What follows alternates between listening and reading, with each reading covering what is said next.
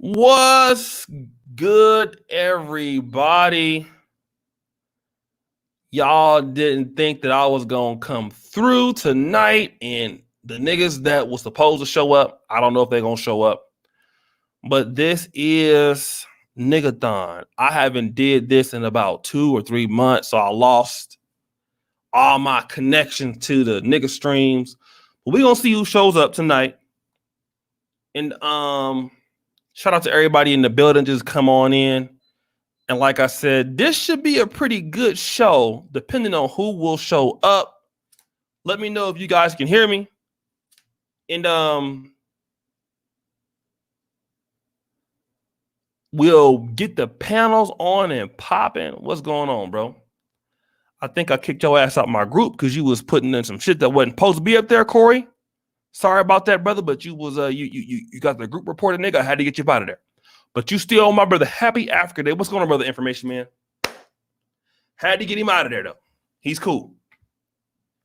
So today we're talking about, does Africa benefit African Americans? And I want to take, because today is Africa Day, right? And a happy Africa Day to all the brothers out there. I spoke at the last, so Africa Day in Poland. I was one of the keynote speakers representing the African American diaspora in Poland. I wouldn't consider myself a hardcore Pan-African person, but I do share some sentiments of Pan-Africanism, and should I've been in Africa this year more than I've been back at, been in Europe. So I do share Pan-African sentiments, and I guess you can consider myself that. I don't like to put that label on myself, but this is the discussion that we were having today in the group. And shout out to Brother Frederick. The discussion piece is, what do African Americans have to gain from Africa? All right. And with Africa Day being today, and for most people don't know what Africa Day is. Let me make sure I get it right. I think Africa Day was started many years ago. And pretty much it was started, I believe, like in the 60s. And it's something that's, pretty much was started by, I think it was Kwame Nkrumah, right? And it showcases the progress of all the liberation movements, right? And it's turned into something that's contemporary. Basically, it's supposed to bring the people that should unite the continent, okay? And I think this is an important discussion. It's important discussion because let me kind of go here. A lot of African Americans feel like they have been left out of the African discussion, right? I think that's important. A lot of African Americans feel like they are not included in the African discussion, but only when, Africa needs something from them, money, donations, or whatever, or what have you. And the second part is, while Africa talks about unity, there are things that make Africa not unified. And I won't talk about this. Still, the ECOWAS cannot get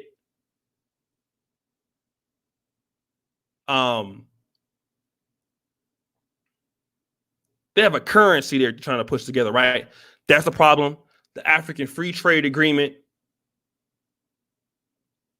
can't come together. A lot of African talent is leaving the continent. So now we're dealing with a lot of problems that Africa has in itself.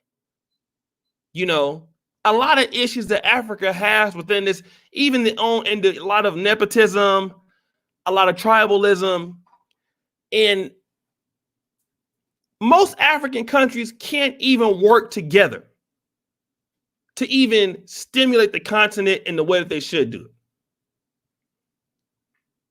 it. And what a lot of African Americans, outside of, well, I've met some Africans and I don't like them. They don't like me. I mean, I think that's the minor shit, right? Because that's on the individual problem. But you look at the continent of Africa, and then we can see that, damn, Africa has problems in most countries. Nigeria, the bigger countries, South Africa, these regions, even in East Africa, Tanzania, Rwanda, Burundi, Uganda, Kenya. I mean, Kenya and Tanzania just a few days ago, they were beefing. Uganda and Rwanda, they were beefing, right? So with all of these things happening, and then at the same time, there is a call out for African Americans to come back to Africa, or for the diaspora to come back to Africa. And then there's a lot of African Americans that feel like, how do we benefit from working with Africa?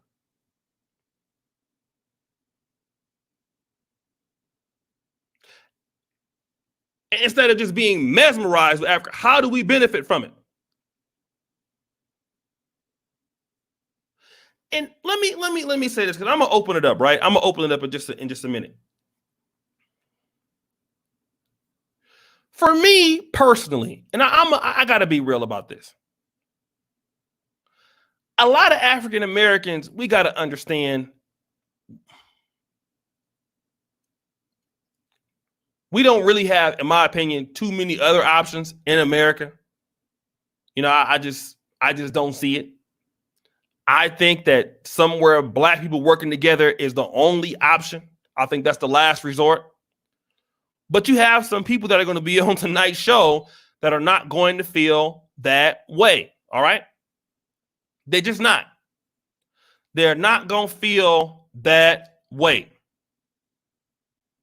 And on tonight's show, we're going to, try to keep it clean. I'm letting everybody know the rules of it right now.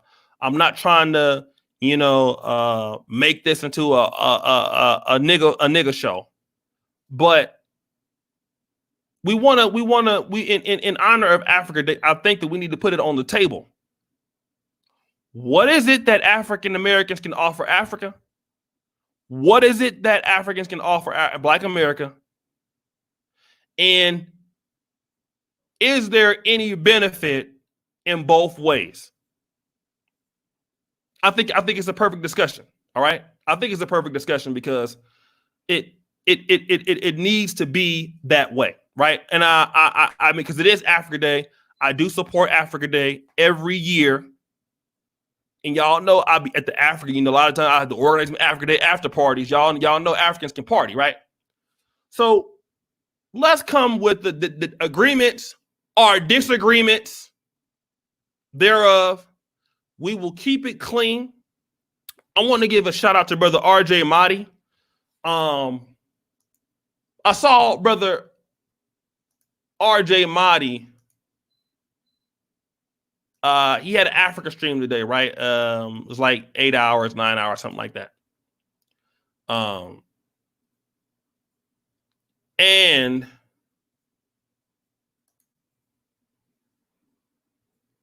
he had Dr. Umar on there. He had a whole bunch of people on there in the community. So let me just say this. There are people that are African Americans that are in Africa that are trying to do things, that are trying to push this conversation forward. It's the truth. As much as you have niggas that talk shit, you have people that are out there trying to, take it to certain levels or whatever, trying to, bring people together, organize the best way they can. So, shout out to him. I've had my doubts about certain things about RJ, but I will say this: for what I see, look like he's legit brother, right? Trying to push the narrative forward. So what I will do is this: I am willing to bring people on who want to talk about it right now. We're gonna, like I said, we're gonna keep it clean. We don't want to turn this into like the Sunday Rumble, because this is a very special type of show. So let me do this. Let me do this. Hold on a second.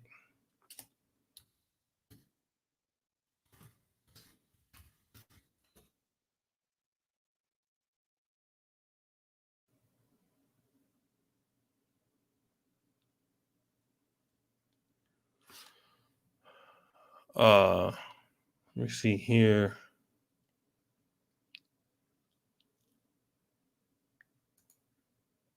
What's good, old Shay? What's up? What's up? Low key a Hotep. No, I'm not low key a Hotep.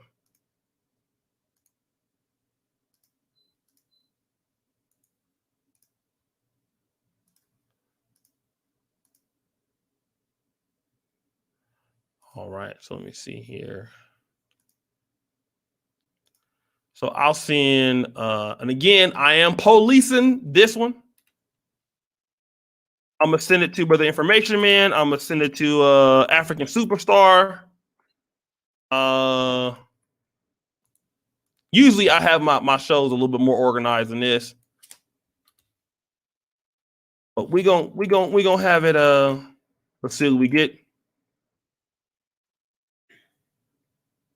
Mortal Kombat. I'll say, nah, we're not doing it tonight. No Mortal Kombat tonight, niggas. Shout out to Brother Tangeray, Brother Daryl Ross. Thank you. Brother Tangeray, Information Man, Frederick. All right, so I'm just waiting for everybody to show up.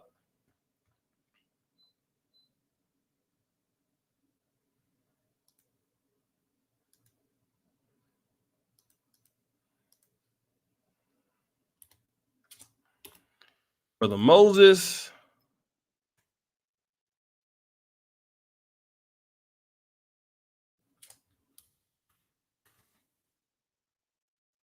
And like I said, we'll alternate, once we get it hot.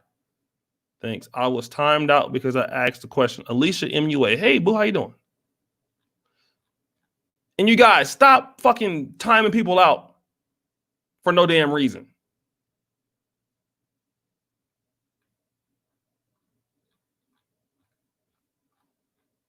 What I got time for you niggas? What's up, Brother Mike? Good to see Brother Mike in the building. I'm just waiting for the niggas to show up, brother.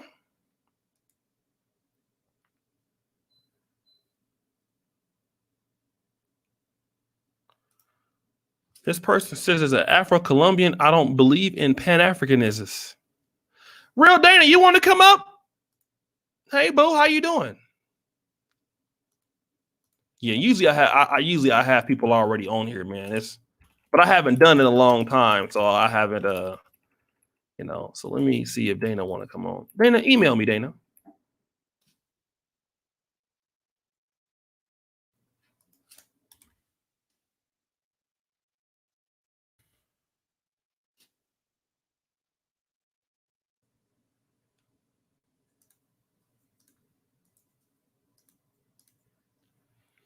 All right, so what we got? Tony D. Good to see you, brother. We here. People scared. All right, we got Information Man in the building. Shout out to Brother Information Man. What's going on, family? Hey, what's going on, brother? I was just listening to some of the words that you were saying about Africa Day, and you made good words, brother. I think that there is nothing wrong with having, I guess, balance between being African American and seeing the benefits of the continent of Africa as well. And so because you travel the way you do over there, you're going to have a perspective that many who may have a negative commentary about it don't have and really can't make because they are not traveling. How many folks have passports? I have a passport.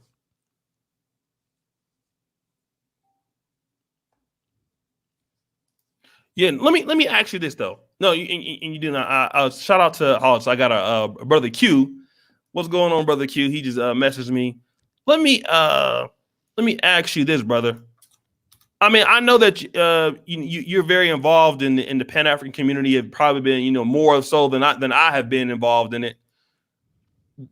Do you think that African Americans have any benefit from working with Africa, working with Africans, trying to get involved in the African Union? Is that to our benefit to do so?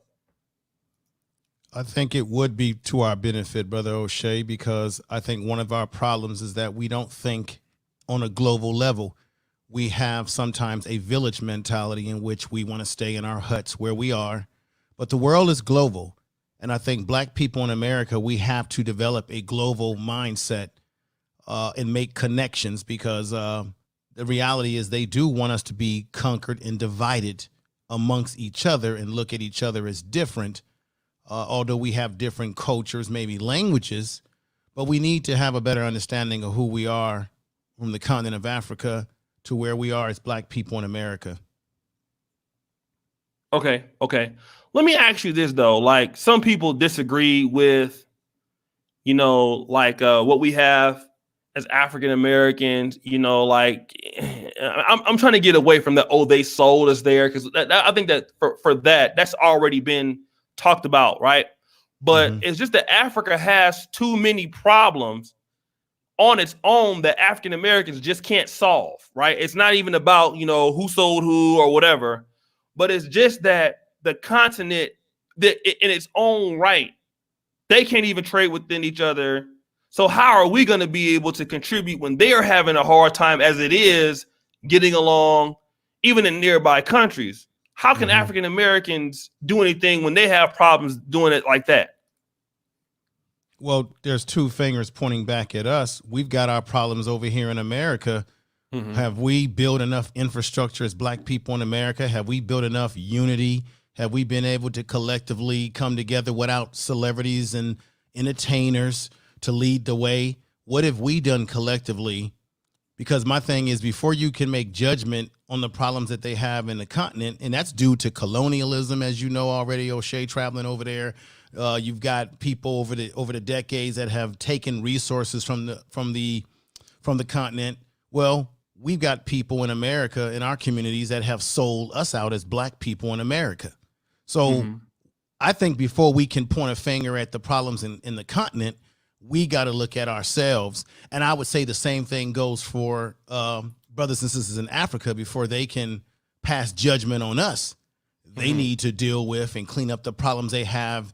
So I think it's a circular issue between both. Okay. Let me ask Brother Q Butter. Thank you for coming on, Brother Q Butter. Brother Q, what do you think about this situation, about Africa benefiting African Americans or vice versa? Coming to the let me just not say African Americans. Let's just say the diaspora, right? Those who are not in Africa but have lineage in Africa. Does it benefit us to work with the continent, even if we've never been and stuff like that? How do you do this? I would say yes, it benefits us. I mean, name a major corporation that doesn't have hands in Africa? It's a big market that's opening up. If you just look at it from the technology aspect, like look at China's business model. China's business model is, we're gonna come help you, charge you something you can't afford, and then we own it after.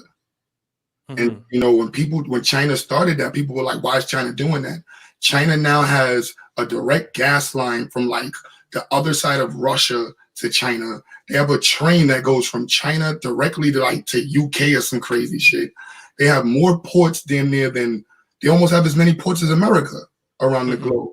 And I think as a developing leader in the community, we want to put our hands in the places that make everyone money. When I teach about slavery, forget the slavery. Look at what slavery was over. And I always say slavery wasn't over slaves.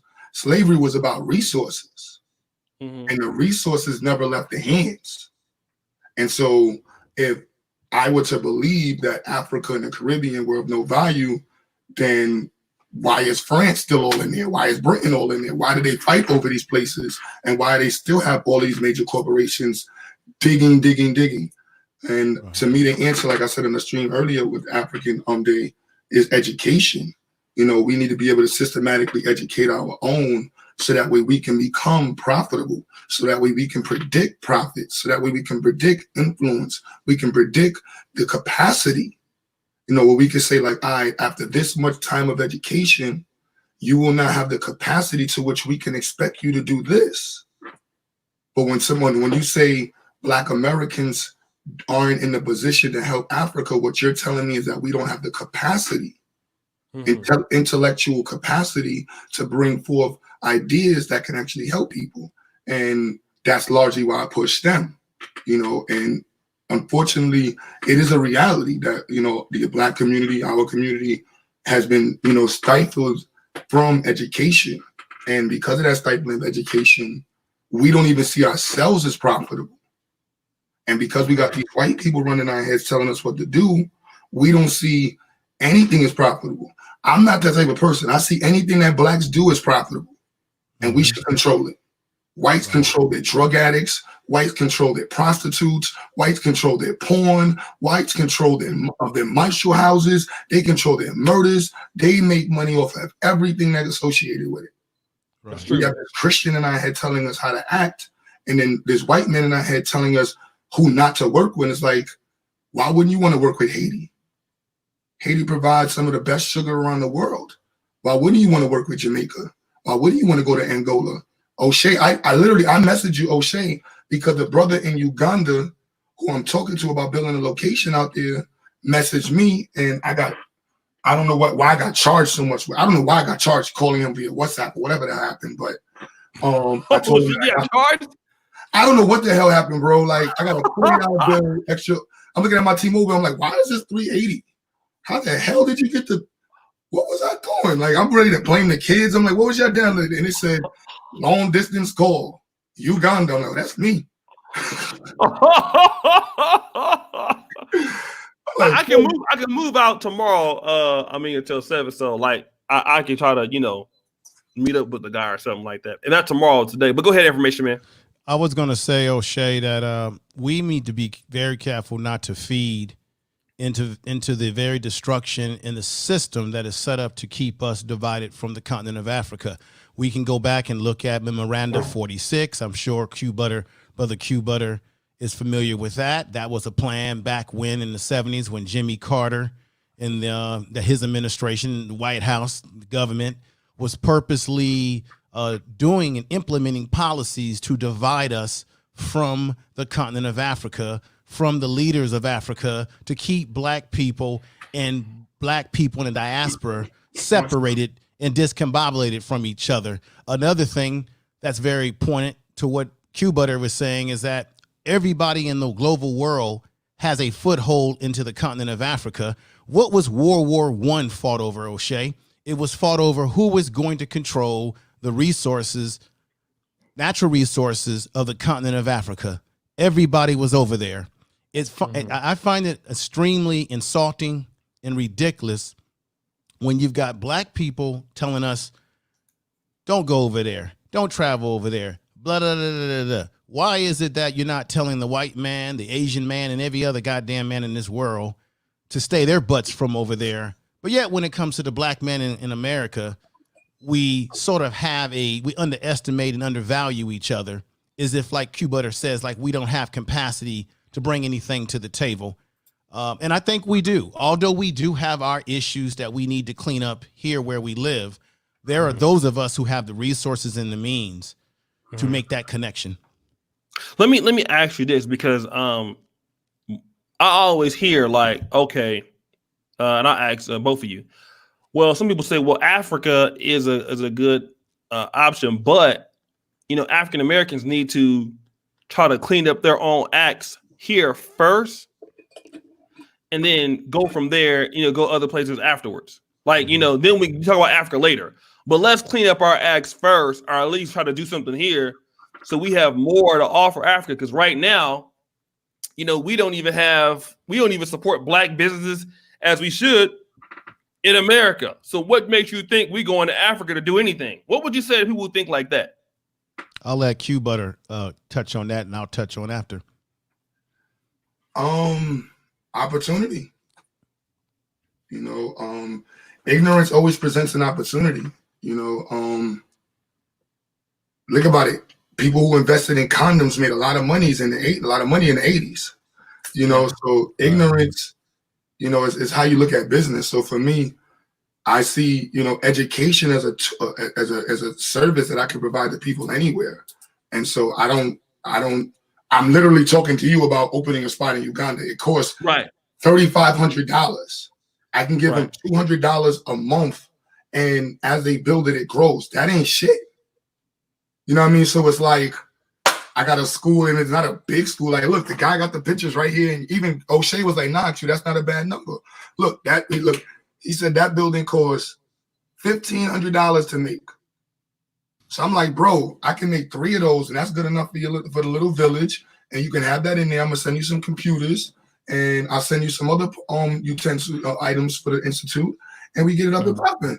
The internet is $100 a month, and you can service 50 people. Like, when we put it in perspective, it's not a lot of money, you know. And so when I hear people say that, they just don't really understand what it is that it costs. You know, in America, we have these same type of mentalities where people think, oh, I need $10 million to build a school.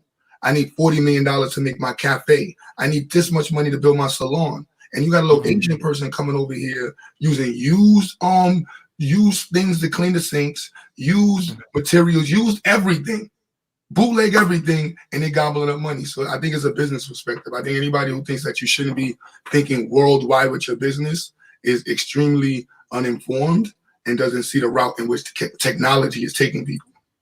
Right. That's why I had mentioned, O'Shea, in the beginning when I came on, that Black people in America, we need to develop a global mindset, because that's where the world is going. And why should we be left behind in taking advantage of that global market and making connections with other people, but particularly our people on the continent, and not letting ourselves be divided and conquered? Because that's really the plan, to divide and conquer us, to divide us and think that, oh, I'm different from them because they speak another language. They live in this soil. We have cultural differences, but there's still things that we all have in common. And I'll leave it at that. Let me do this. And shout out to Turf, RIP. Oh, also, I forgot, it's Memorial Day back in the States, right? Shout out to all the Black veterans that have died, and so we want to memorize them over all the years. Shout out to Turf. Now we are gonna keep it clean. We got Dana and Taz. Good to see you guys here. This is an old school debate. It's not the niggathon kind of stuff now. So, but go ahead. We'll go ahead and let Dana build, and we'll let the. I saw Taz post on Facebook, so we'll let Dana build up, and then we'll go with Taz. Go ahead, Dana. Hi guys. Well, I kind of touched on this briefly yesterday when I was on BMT show, and the thing with Africa, China's over there heavy, and they're building infrastructure, and they're developing a new Silk Road, particularly in the East Africa, which is very important because history always repeats itself, and you don't see Africans, the natives, the people that live there, participating in that. And I follow a couple of people on YouTube, and they're reporting a lot of the prejudice, discrimination that the Africans are facing against the Chinese that are there.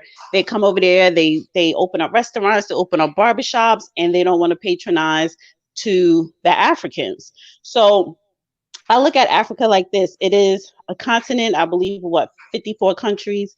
There are a lot of countries that have corrupt government, just like we do here. And they are allowing Asians, China, to come in. I mean, they do need that help and that support, but then it seemed like they could never have a leg up to defend their resources and their infrastructure and their land. It's like they always need outside help. And that stems from the Berlin Conference of 1884. So you're talking about 3 centuries with a plan to continuously colonize Africa. And I would say in the 21st century, that's when a lot of African countries are starting to band together to decimate that colonization. Because I believe they have an African Union. And I forgot the doctor's name. It's a woman. She's a doctor. She used to be the ambassador of the African Union, but she had to step down or whatever. But apparently I follow her on YouTube, and she is saying that they're looking to build train railroads from South Africa into Egypt, like a speed rail. And that's great. But guess who's able to do that? Chinese, which means you're going to start seeing a lot of slave labor. You're going to see a lot more discrimination. So where does the African American come in? It's great if African Americans could go over there to participate in the government and infrastructure and get contracts, because I think it would be easier. However, the African Americans here are not equipped to do that. And me and when Judge Brown, he comes on my channel, he even discussed that. He's not a big fan of going back to Africa, but he was like, the African Americans here, we don't have enough engineers and doctors, to go over there and to build infrastructure. You have to have a strong profession, a strong background like the Chinese to do that. So if we aren't building ourselves up here, we could never help Africa, because tourism is not the answer. That's probably 15% of what they bring in their economy, if that sometimes. So we really need African Americans to really make a footprint or have a foothold in Africa. You're going to have to be the talented 10th here in America to do that. And we don't have enough of that here. And then you have a lot of people who are just not interested, but they should be. If you could, I would definitely advise people, yeah, Africa is the way to go right now for African American business wise. But are you prepared to do that? And no, they're not. And I just want to say this real quick. Here in America, in New Jersey, particularly in North New Jersey, where we have a Black mayor, is very Afrocentric as it possibly can be, because New Jersey is racist. So we have Juneteenth celebrations, and I worked with an organization and I was helping out. But I noticed during that Juneteenth celebration at City Hall, a majority of the people that were speaking were from Africa, African representatives from Ghana, some from Senegal and Nigeria. And I'm like, well, what does that have to do with Juneteenth? Because Juneteenth is an African American holiday. Right. So it's like they're incorporating that African Pan-Africanism diaspora, and that's good. That's nice.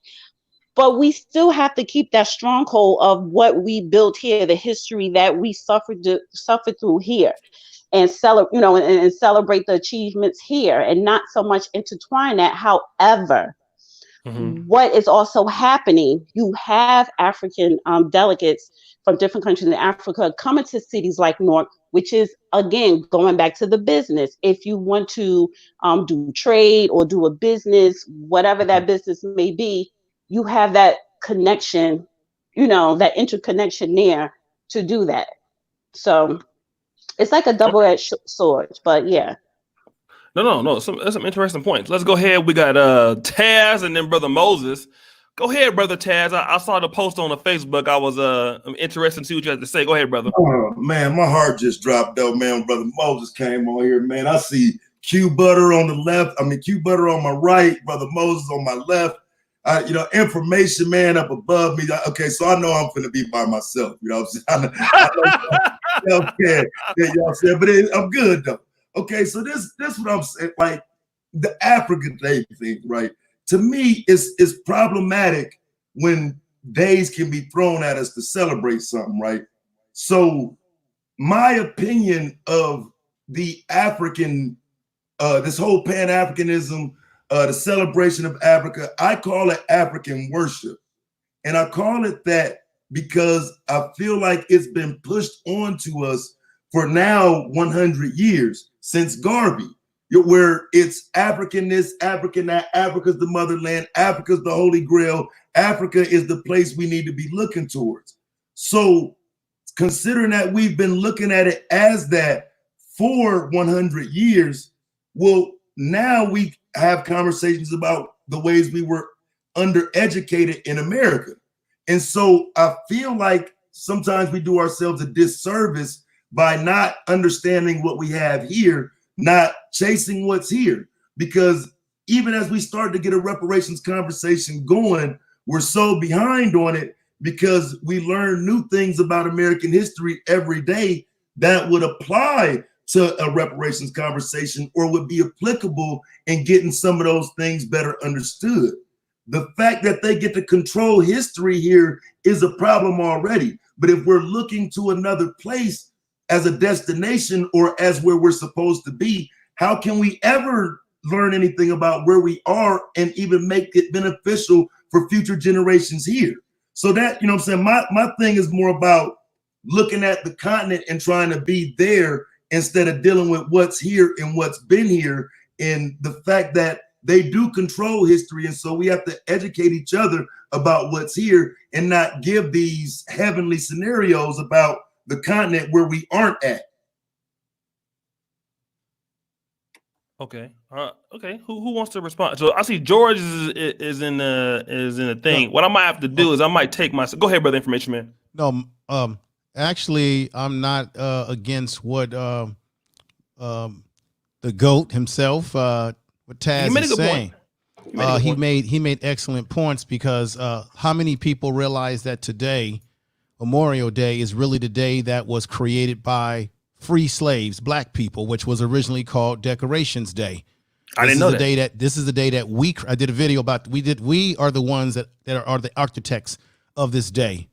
And a lot of people that are celebrating this, eating their barbecue, whatever they're doing, don't realize in this country, some people don't realize that it was black people, free slaves, who were the first ones to decorate graves and give respect to those that were fallen. And of course, those black veterans at that time that were fighting in their mind for their freedom and rights. So we do have to embrace our history here. Another thing I'm going to say, and I'll hold back, is if we're going to talk about Pan-Africanism, how can Pan-African philosophy work for black people in America if even Africans in the continent of Africa don't really support it or emphasize it as much as we as black people in America emphasize it as well? And then I'll leave you with this. I was on a panel with Wadamaya and all his folks. A lot of African brothers were talking. And believe it or not, the younger Africans recognize that one of the reasons why Africa is having the problems is because they have corrupt leadership to the core. Oh, yeah. And a lot of the younger Africans are saying that they've got to get these, what they would call their coons, out of leadership, because it's the older generation, the leaders, the corruption that Dana spoke of, that is impacting the continent, where you have younger brothers and sisters over there that are saying they want a change. Thank you. Okay, no. Great points. Brother Q, did you want to weigh in on anything, brother? Yeah, Taz was goody, baby. First Q, my guy, I think having like I said, business. Let's say if you're in the trucking business and you're looking at expanding your trucking business, the Caribbean and Africa is a huge market. Let's say you're into imports and exports. The Caribbean and Africa is a huge market. Let's say you're into if you want to establish a factory, huge market. Let's say you want to test out new forms of technology without too much governmental regulation. Where do you go? And so those are just some key points. Like for me with the Institute, I find it easy. I'm looking at spaces all over the country. I'm looking at spaces in Uganda. I'm looking at spaces in the Caribbean, and whichever one pans out, depending on the economic viability of the situation, it'll happen. And I'm not one to try to, like I always say, I'm not here to try to unite everybody. I don't believe in that. You work with who works with you. And for me, just living by that standard has allowed me to work with black people from all over. And the opportunity, let's say we're selling drugs. You know what I mean? Like the drug trade is huge from Africa to South America to the Caribbean. Let's say if you're dealing with women, it's huge. Like however you want to look at it. The music industry is booming in Africa, and let's say if you're into real estate market and development, you could do a lot with there. It's how you look at it. And when someone is, let me put on my America, if you have an underdeveloped place and you develop it, you're God. That's true. And so I'm not in pursuit of being God, but I understand that that's what's missing in our communities. When I look at, like I talked earlier about the opportunity to develop and have power, is rendered very minuscule in America. The rules of engagement is not what we from. Like, I deal with the jungle. Like, when I talk to people, I'm like, yo, you know, like, so you can import guns, you could pay the police to, you know, protect you. Like, you could do what you want with a certain amount of money. And if you have a certain level head and a certain righteousness with you, you'll use those things to develop and enhance the people. A lot of times we see people go to these other countries and use these same premises and do nothing but take advantage of the people in negative ways and profit and hurt the community. So for me, again, it's about what you're trying to do, how you're trying to develop it. I will give another analogy. That would almost be like saying you don't want to develop an audience in Africa. Y'all are all YouTubers. Why not have an audience grow in Africa?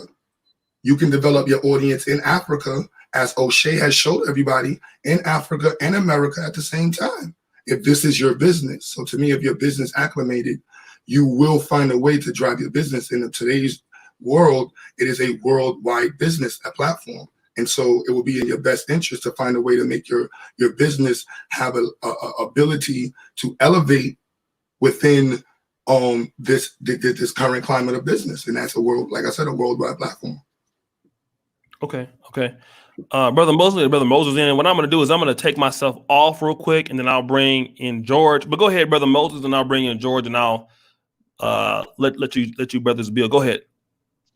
Oh, yes, sir. And so I'll start off where I came in, which is Africa worship. Into that concept.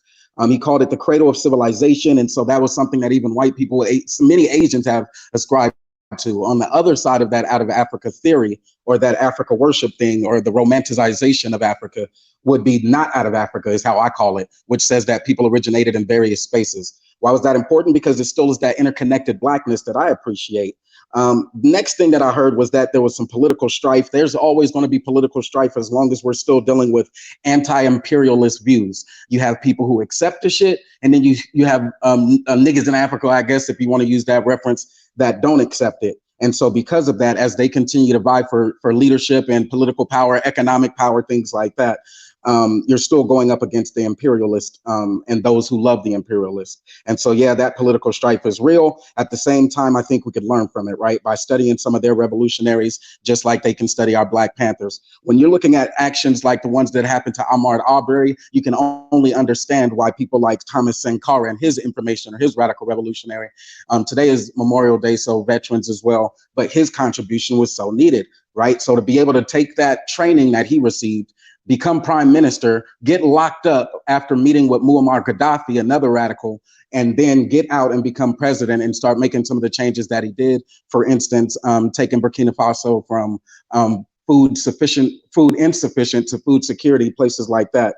Those are big gains when you're dealing with people who are under the heavy thumb of imperialism, right? And so it took some radical revolutionary thought. It took some real leadership, especially in the defense of those people. Now, not everybody is for people fighting back, just like not everybody is for Black progress.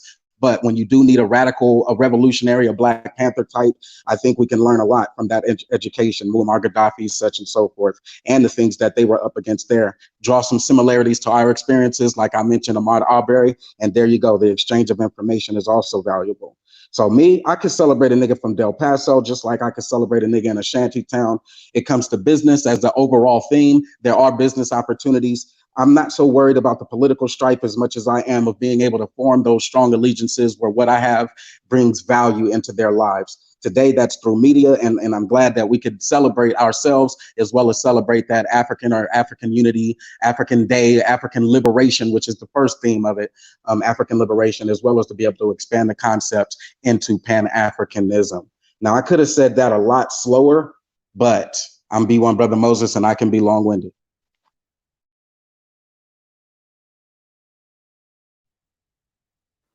George, are you going to say something? George? Yeah, can y'all hear me? George, are you going to say something? We're good. Hey, What's going on? A little bit of feedback, though, brother.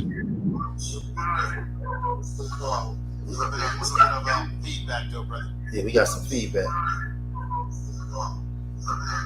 Now, hold on. Yeah, we got some feedback. Yeah, can y'all hear me now? I don't know. You might have to mute up, Info Man. Yeah. Hey. George, maybe you should come back in, go out and come back in. Maybe that'll fix the issue. There's a weird connection. You should come back in, go out and come back in. Maybe that'll fix the issue. Press the mute on your laptop, because you have something playing. That's why it's a feedback. No, wait a minute. All right, there you go. My bad. Yeah, my bad. That was my phone. Come on, George. You're supposed to know better than that. my bad. You know what, man? I just think from the continent to here, as Black people, we got all kinds of psychological problems, man. And I work out with a lot of African brothers, man, every morning. Here in Philadelphia, we get up in the morning and train. And it's funny that when we having a conversation, it's two brothers from the Ivory Coast, two brothers from Liberia. And only the one brother from Liberia is the only one, like, he turned around and tell me, damn, you know more history about Africa than we do. Like, a lot of them don't even know their history. And then when you talk to a lot of us here in America, when people like me, Taz, you, Info Man, Q Butter, start talking about history, man, Negroes get away from it. Man, Black people in America just trying to get jobs and want white people to treat them nice. They're not trying to be liberated, none of that. They talk that shit, man. We don't have a global way of thinking or a global mind, because we're not watching the world. We're just watching the areas that we live in, and just want to make and want to make that better. I just think that with this media that we got now, we have the opportunity to go global and to be able to talk to people, Black people, all across the diaspora and in Africa, all at the same time. So it's time that we really start having this type of conversation. But you got to realize that Africans are colonized too, especially our people in West Africa. They've been colonized for a long time. They're still under the foot of the French. You should check out some of those policies. So the same way you can look at Ahmaud Arbery or Daquan Jones being beaten like that in 2020, still to this day, you still have all the fuckery that's going on in West Africa. And I just think that we don't talk as much about the psychological effects it's had on us. So when people see a brother like a Q Butter teaching, a lot of our people don't care nothing about this shit. Taz do a lot of information with the slides, and our people don't care nothing about this shit. So it's just like, for me, for the most part, a lot of Africans leave Africa because Africans take advantage of other Africans, and they come here and make the best of themselves. And a lot of us, we're not thinking about actually having power. We just want a job from the white man and want him to stop calling us nigga to our face. That's all we want. That's my thing. I agree with you. I agree with what you just said, because and that's why I use the word talent and talent. Not so much you have to be educated, because take Akon for a second, where he came here to America, became successful, but he went back to Africa, Senegal, and throughout Africa, and built his electricity company. And he even said it, if I could have never done this in America. And then he's right. And so, as far as does Africa benefit Africa Americans in any way? Yes, it does. And in this particular way, and that way, what Akon, was able to do in Africa. Now, he probably has more connections, but what I'm saying is, to actually build a corporation, I think it will be easier for African Americans to do so in Africa. However, you have to come with that experience from here. You have to have been a CEO of your own company, corporation, or something here in order to branch out and go to another continent, such as Africa. And so even the people who are not into engineering, because there's all types of engineers, and you're just a regular entrepreneur, how about looking into Akon City in Senegal, where he's going to build his own city. I think that's a perfect opportunity for African Americans to invest in that city and start a business. It's going to be a cryptocurrency city, because this world eventually is going to go to Bitcoin and cryptocurrency. We do have to start looking at the future 100 years from now, and how do we want to contribute, and what are we going to leave back for our children and their children, and just our people, period. So there are things we could do on a micro level and on a macro level. But history, knowing history is very important because you got to know what you're dealing with when you go to any country. You have to know the politics because you can't get away from the politics at all. And it's so Right. funny because you had what's his name, Pompey, Secretary of State. He was just in Senegal in February with the president. President Mackey, I think that's how you say his name. Why were you there? For military security reasons. So, because United States is trying to make sure that they have a stronghold in different countries in Africa. So, so when you have, I would say, a friendlier country like Senegal, and I've never been there, but I do plan on going there. We should take advantage of places like Akon City and other different cities throughout Africa. Let me Hey, bring can up. I ask a question, though? Can I ask a question, though? Because now, the real thing, the last time we was on here, though, right, now we was talking about the AO conversation. So, for me, I truly believe if we're ever going to get that conversation truly going, we can incorporate moving over to Africa, taking money over there, thinking in a direction that way, because to me, those are so many different directions. When do we pin ourselves on something that we're going to actually do? Because to me, it sounds like, again, the same old African worship that Garvey was talking about, or we just straight talking about getting money from it, and that's it. If you can build a business over there, go over there and make money over there and siphon a few dollars from over there, then cool. I mean, because that's what it sounded like to me. But if we talk about building something or having power somewhere, that ain't what I'm hearing. I'm just hearing go make some money. Well, part of having power is having some type of financial empowerment. I think it's easier and I was specific when I said talented 10th because the average African American just can't hop up and leave and go to a country in Africa and open up a business. So, you have to have some type of leverage. We are struggling here. And yes, I am for reparations, and I believe we will get it here if the Black people start organizing and stop fighting with each other here. However, business minded, you still have to provide for yourself, your family, your community. You still have we need to start thinking globally because every other nationality, even the Africans that come here, they still send money back there to whether it's open up a business, whether it's to partner with someone, whether it's real estate, back to their countries in Africa or different countries for the purpose of financial empowerment. The future again is Africa because Africa is going to be here when America falls because that's what feeds this world. Now, do I want to see the Asians take over that continent? No, I do not. Let me. I wanted to bring up something. So I mean, it's like depending on the talented 10th is already a lost cause. I've already laid out multiple times how the talented 10th have failed the Black community. So to continue to depend on people who didn't build the community and marry outside of the community at 1/3, I think that's a silly project for Black people to follow. When if we literally gonna go global, the reparations conversation is over. Well, let me just do a descriptive of my talented tip. I'm sorry because I know right. I'm not talking about that talented tip from W.E.B. Du Bois, and I'm not talking about the Al Sharpton. I'm talking about Africa.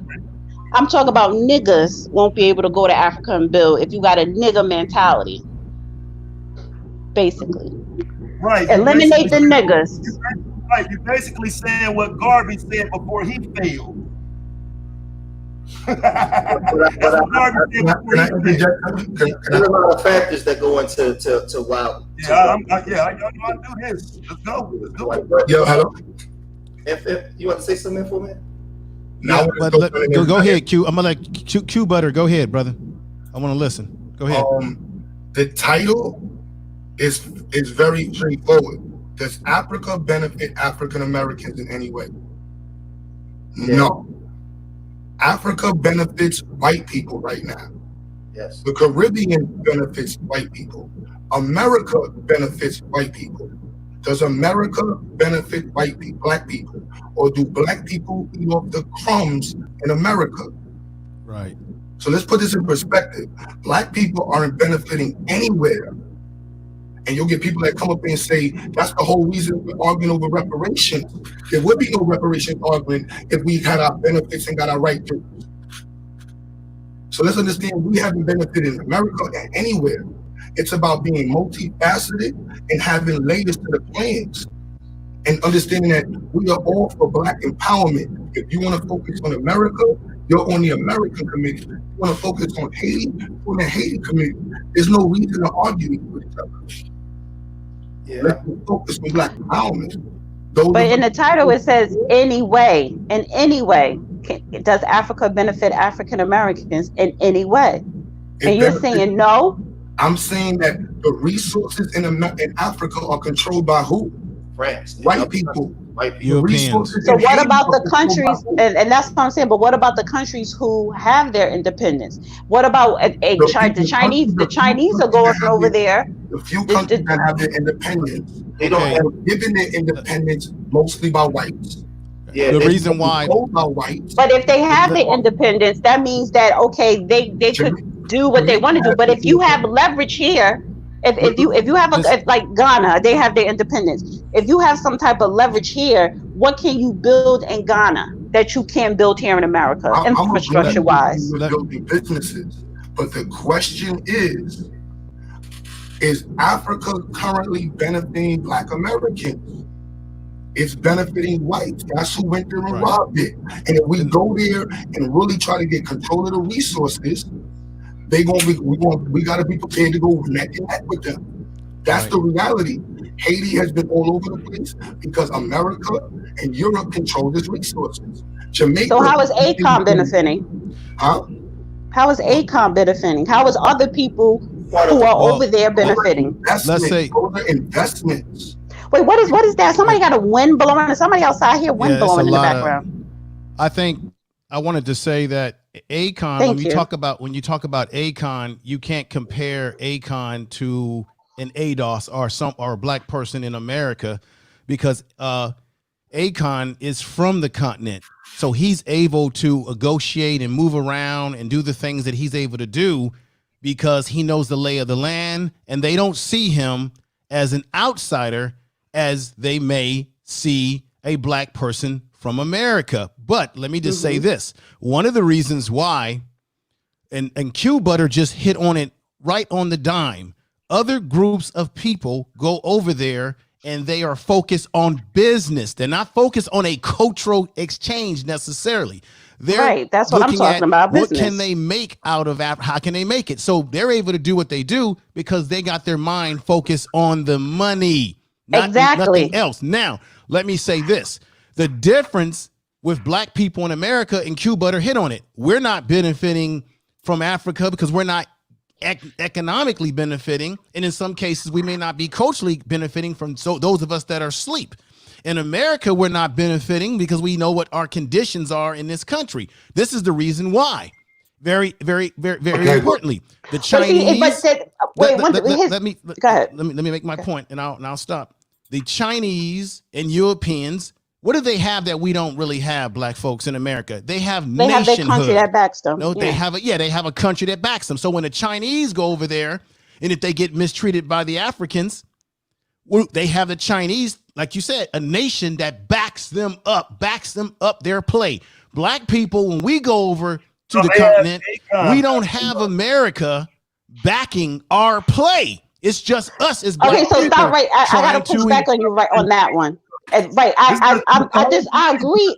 I agree with what you're saying. Wait 1 second. Let me push back on information, man. I agree with what you're saying. I agree with that. But that part, what you just said, we don't have no one backing them. I'm going to say insert there. We don't have anybody. It's not even about we don't have anybody backing us. We don't even have resources ourselves. So if I have $50,000 and if I want to say I want to go to Ghana and I want to build, let's say, real estate or a company or whatever, how would I do that right now? Do I know anybody from Akon's camp? If I did, I would definitely go directly to him. But what I do personally is go to my city hall in North New Jersey and speak to the officials there that have that connection there. So if you don't have a nation backing you, You still have official political delegates here that can back you. But the problem is, do we have $50,000? Do we have 20 or 10? No, because we're poor here. No, wait. So that's the difference. Wait a minute. But Let me just say this. Cannot, Let me say this. But Please y'all, let me say why this. are y'all talking about the money? Why y'all talking about this in the perspective Most of the as people if that are the going over to these, the Chinese money. This is that's what I was going to say, Taz. But a Chinese front man. Akon is nothing but a Chinese front man. They gave him $1 billion Right. credit line. So Right. I don't even know why his name comes up personally. because I'm talking about his city in Senegal, which was given to him by the president there. That has nothing to do with Chinese. That has nothing to do with the Chinese. But let me finish. No, that's everything. That has nothing to do with the Chinese in Senegal. Let me. Come on, my point. And you should fix your mic because it's going in and out. Let me. Okay, I just want to finish my point. I just want to finish this point. The difference is, Dana, is that the Chinese that go over, these other groups of people that go over to the continent, 9 and 10 times they are people that come from wealth. They have generational wealth and money to invest. And like I said, they're backed up by a nation.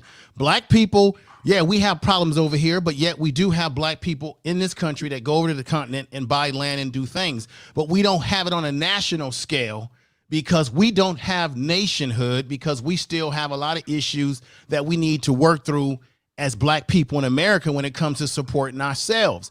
I agree with Taz. We cannot use Akon as the barometer because he's right. He's backed up by Chinese, and he's also backed up by a celebrity, and he is a man that is from that continent directly who has a certain respect over there that you as I'm an not American using him as a barometer. You're missing my point. Yet I'm not using him as a barometer. I'm using him. Wait 1 second. I'm using him. Let me make myself clear with transparency here. I'm using him as an example. I can't talk because I'm just, let me just get this point out. I bring him up saying us African Americans here. If you have 50,000 or 100,000 or more, and you want to go to Africa, where would you go? You have to make sure you pick the right country. You have to know how that country politics works. Now, when I bring up Akon City in Senegal, which was given to him by that president, that would be a great investment for African Americans. The thing is, we don't have that financial empowerment. So you need financial empowerment to build anywhere in this world. But the question is, does Africa benefit African Americans in any way? Yes, it can, but we don't have the financial resources for it to benefit us. So with that statement, that means it's currently not. And we wanted to, and this is why Marcus Garvey said, Africa for the Africans, because at the time it was for white people. It's filled with black people. Like the ghettos is filled with black people. But do the ghettos belong to black people? Does Marcy belong to Marcy? Did Jay-Z swoop in and save Marcy Projects when they sold it, when NYCHA sold it? No. And the few rappers who have, you make those efforts, highlighted. And what I want to highlight is why are we talking about rappers? I'm highlighting simple actions that people take. Because you brought up Akon. I want to call out. Let me say one thing. Man. Hello. Damn. You're just way off kilter. Taz White. Yeah, I can't. He keeps talking and his mic is messed up. But Taz not you, Q, but go ahead. Taz's wife made an investment for $500 and built a well in Africa. It's simple things like that. It don't gotta be this huge thing, but just make an effort. And so by that, I never said that, and I said that. I did say that on a macro level and a micro level. Showing that all the efforts. If you can make something small happen, make it happen. Just not close your door to it. Like Taz's wife and him, is what Taz want to say. They built a well in Africa. So but why do you say that Africa does not benefit African Americans if she was able to take her money and build a well? The reality is that the economic playing ground of Africa, the Caribbean, and Black America, it benefits white people. What's the definition of benefit? An advantage or profit gained by something. Didn't you just use Taz's wife as an example that benefited? Let me finish my statement. No. Who is profiting? They benefit. The only thing we get from that. Who is profiting from Africa? Like when I teach about slavery, if we stress the slavery part and forget the resources, when I talk about ADOS, yes, it's about slavery, but we have a whole period after slavery where we got robbed. ADOS is not just focused on slavery. So if you're going to talk about ADOS, we're talking about slavery, we're talking about Jim Crow, and we're talking about current today. But I'm not cutting you off. I sit back and talk, and then I don't like when people. I'm just correcting you on that. That's it. But go ahead and finish. Can you respect my build and just No, I'm just correcting you real quick because I don't want misinformation about ADOS being put out there. But go ahead and finish. The definition of ADOS is American Defendant of Slavery. That's the reason why I'm saying that.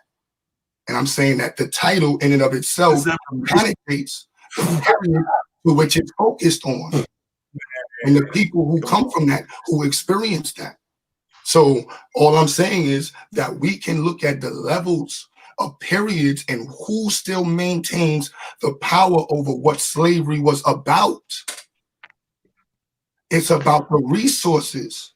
Exactly. And so what I'm saying is who's controlling the resources currently in Africa?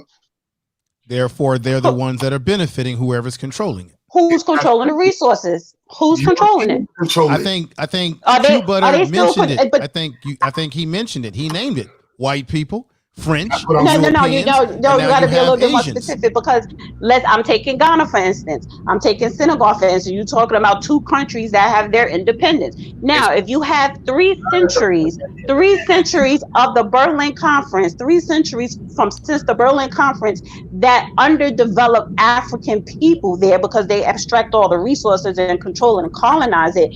Us going over there right now, we're not going to make a difference overnight. It's going to take us hundreds of years. And that's why I said earlier, we have to have a vision of what can we do to plan 100 years down the line. See, when white people, when I'm talking about white supremacy and colonizers, when they plan 100+ years down the line. We don't. So yes, if you could go and build a well, that's great. If you could go and build a school, that's great. And you have to start on a micro level and a macro level, but we also need Black engineers to go over there and participate and get contracts and the infrastructure.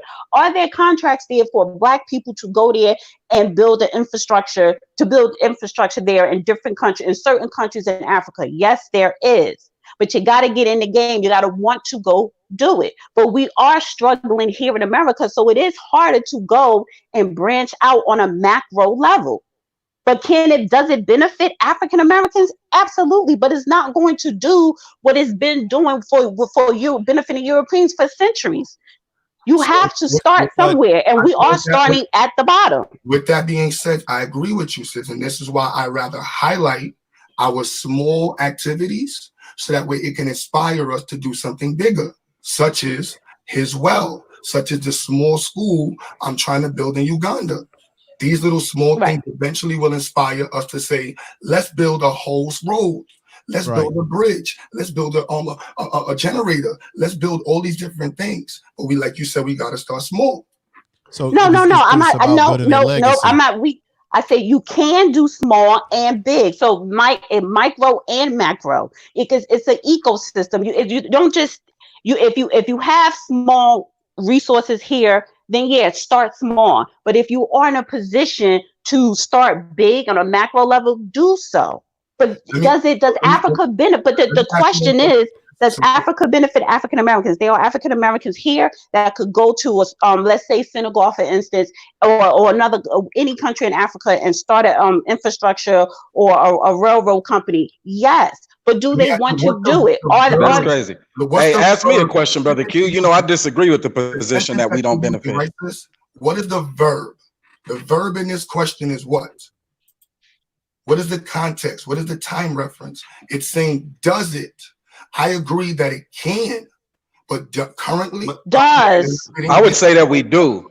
I would say that we do. And I'll give you one good example. African Americans.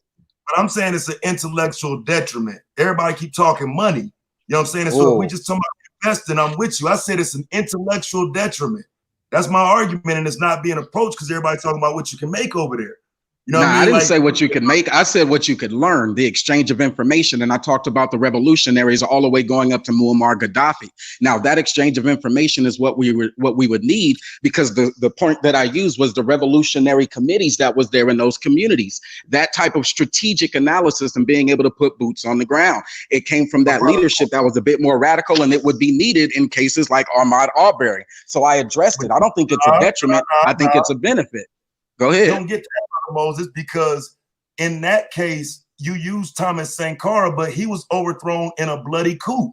So in that situation, we can't even trust that the revolutionaries in that they couldn't even control their revolutions. You know what I'm saying? But but overthrown in a coup by who?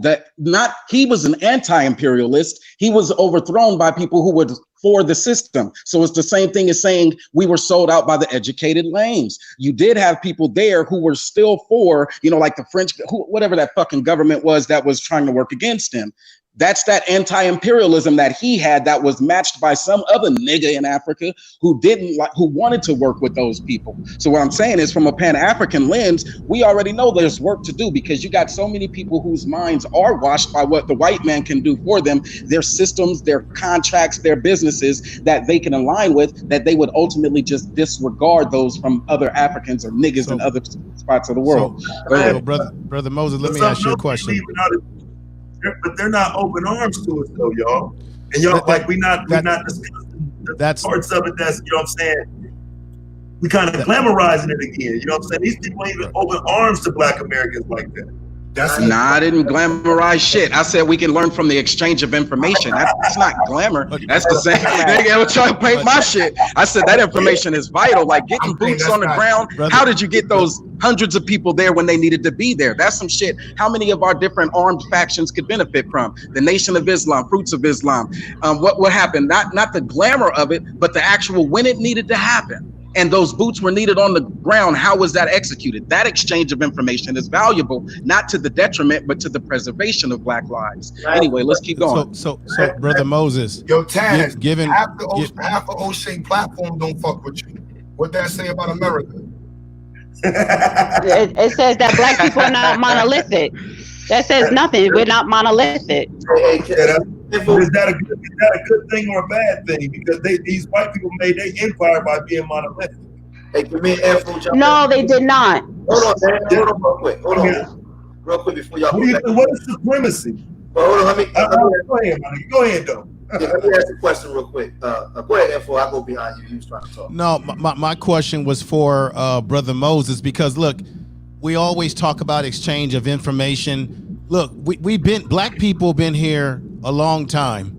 Exchanging of information, we can exchange information with the tip of our finger on a cell phone. The reality is, when are we going to put the knowledge that we know and put it to action? He's saying, well, he's probably talking to somebody who's in Africa right now. This is the exchange of information. O'Shea Duke Jackson is what you need to see right there. What are you going to say? A subscriber comes in and they're from Africa. You're going to say, nah, you can't be here, brother. You from Africa. No, you're going to accept a subscriber. That's the same thing that he's doing, is exchanging information. So don't say we're not doing it while you're on a space where we're doing it. No. Anyway. Brother, you're looking at a brother that has people from the continent that follow me. So I'm no stranger to what you're talking about. I'm simply saying. Yeah, but it makes it double talk then if you say we don't do it. All people can't say we don't do it. I said, because what is it going to take for us to implement it more on a unilateral level, my brother? More being a good thing. That's the romanticized. We know that we have information that we exchange with one another, and we exchange globally with different people that we talk to. But do you agree that that's a benefit or a detriment? The fact that we do it, we do have education or an exchange of information. The point that I was going to make is that how many, biology, chemistry, those courses like that, how many of those courses are taught by Africans here in America to our youth? We do benefit from that even in the education system. Should it be that way? Probably not. We got the Q Brothers IX Institute. Your children could be enrolled in it right now. But are there Africans who benefit America? Yeah. Or African Americans that benefit from having that African person teach? Yes. What is teaching? An exchange of information. Exactly, but that's not really what I was getting at. You totally misunderstood where I was really getting at. I was not denying that information is important and that it's being exchanged. But I think so. If you think it's a good thing, and you think we should do more of it, so you go ahead. What was just Let me said stop is that cutting you black off. people are not monolithic. So we have some of us who buy into what you're saying, who agree with it, and then there are black people out there who can give a flying F about Africa and all this sort of stuff. So that's why I'm saying we're not unilaterally connected. Yeah, you can on that disagree, level but it's not as like a I didn't people. drop facts. Those are facts. Some of us, that's not what I'm saying. You totally misunderstand. That's okay. Hey, You totally forget. You're totally misunderstanding where I'm coming from here. So that's okay. I'm not. I don't have time for debates.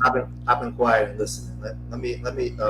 So the title was how does Africa benefit us? That's what it was. That's what it said. Q. Does Africa benefit African Americans in any way? And all right, well, I look at it from this aspect. I would, for me personally, because I said it's like a psychological thing, I would say no, because just having a conversation with Africans every day, there's different types of Africans. You have Africans that's B1 on the continent that they don't let come here. We don't see them on the news. You still have fighting that's on the ground in Africa. A lot of the other Africans come here, they get education, and they basically acquiesce to the white side of the dominant society. So it's like when if we're going there, what's the goal? Are we going there to just set up a little mom and pop shop, or are we going there 25,000 deep with some type of business to set up shop, to set up corporations? I mean, you got to understand that 14 West African countries are still under colonial debt to France. Like, they still controlling those nations. You still got— Hey, brother Taz. Hey, brother George. I just want you to understand that when I used the Thomas Sankara reference, it was perfect, right? Because those anti-imperialists inside of his own military were the ones who killed him. And so now that you say some of them come over and they acquiesce to the majority side and all of that shit, you're saying the same wrong is being committed there is that we're committed here. Go ahead, bro. That's why I said, but that's why I opened up. That's why I opened up. But that's why I opened up. Yeah, but what I'm saying, Taz and Brother Mose, that's why I said when I open up is a psychological thing. And you gotta remember, something like we always know, they control the media and the flow of information and what we see. So now when I'm talking to my brothers from Liberia, Ivory Coast, my brother in the Ivory Coast saying, this brother's that's B1 over there, but you ain't gonna see him on American TV. You gotta go there on the ground to see him. So what I'm saying is, even if we went there, and we went there, like if we just start going there in droves, 20,000, 100,000, next you know, West Africa's 2 million African Americans there with all the education and that we have here, because black people, we've been running this country doing everything. So we got black people with all kinds of expertise.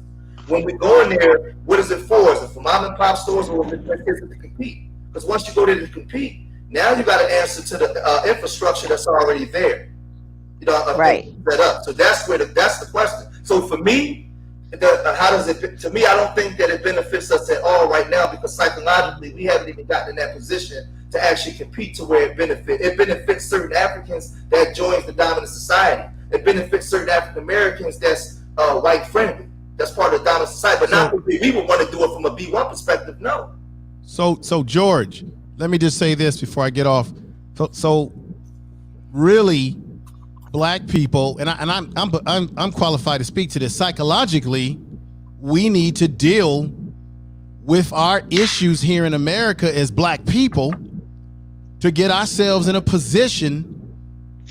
Those of us who are not in position, because of course there are black people that are in position that are over there doing stuff positively, but for a good number of us, we need to figure out how to get on the same page as it relates to what we need here where we're living at. Because Q Butter made a good point, and I got to bring it back. He said there are things that we're not even benefiting from as black people in America.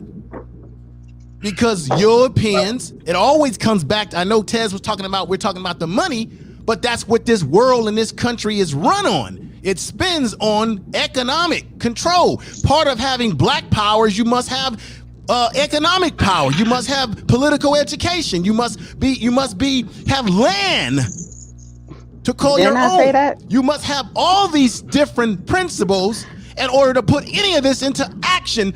That gets to a solution, which I've been talking about, a solution. And in order for us to make headway into the continent, It has to be a mindset. A lot of us here in this continent where we are now have to get on some type of same page, even though we are monolithic. What separates us a lot? Religion, political affiliations. That's some of our problems that we got to get over. You can talk all this stuff about what this leader did in history and did in that history and all that. What we're going to do now.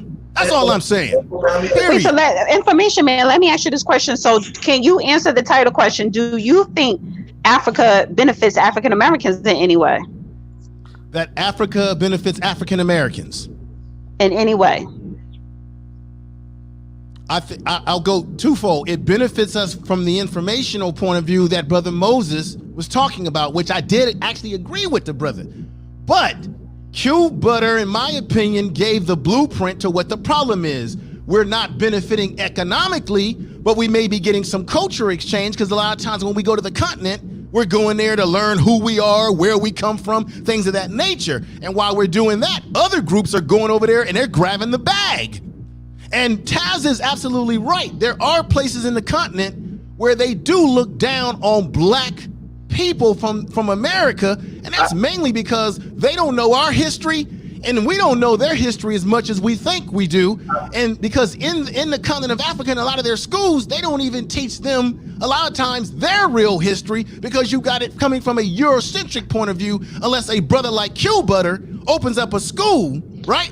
Or someone like him or like you, sister, who gives them that perspective. And now you're talking about the Africans. You're talking about the Africans. And to me, that's true I've been in Pan-Africanism since I was in fucking high school.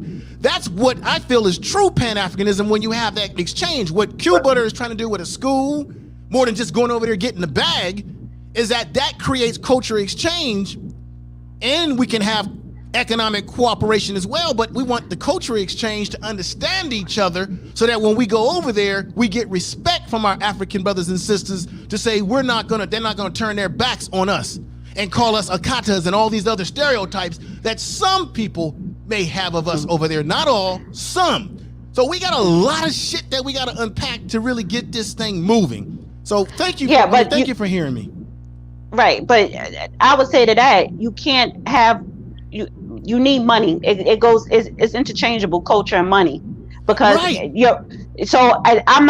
going for the bag. Yeah, because that's the problem that we're having here in America. The African Americans, we don't have financial empowerment. We've been disenfranchised. So I'm damn sure not going to go to another country and just repeat that cycle. Now, you do have to be educated, because you need to know where you're going, how that country operates politically, religiously, all that stuff. So you have to know how that country operates, and that goes with the history and the education. But you can't have a school if you don't have the finances to even build it and operate it. So it's like, so if I focus more on a financial empowerment, because in order to do anything, whether it's mom or pop, whether it's an institution, educational institution, whether it's infrastructure, you need the bag. We don't have the bag here in America, which makes it difficult for us to grab all that bags in Africa, that we can't get from Africa. See, so I'm not a pessimistic saying that Africa does not benefit African American, but it does. But the problem that we need to start working on is, how can I build up my resources here so I could invest there? Man, I get all of that shit. I get it. I really do. The economic argument. I would still say, if you 30K good here in America off of your skill set, then that transferable skill set is probably still good. 30K is 30K across the globe. You can see the median income. So if you're able to generate that here, you're already ready. I don't ascribe to that attitude that we are insufficient or that we are lacking. Well, I'm talking about the average African American. No, so we're talking about and then let me ask you this question, Moses. That's why I ask you one question, Moses, before you go to your point. Just one question with that. When you look at the generational wealth here with African Americans, particularly ADOS, let's talk about ADOS, FBA, same thing. When you look, they don't have 30K, they don't have 1K. So that's what I mean as far as us, the collective of American descendants of slavery, foundational Black Americans, the collective, we are poor here.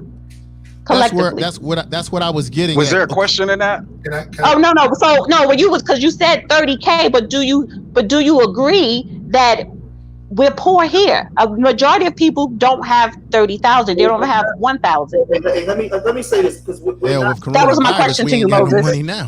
Hey, let me say All right, I got True, you.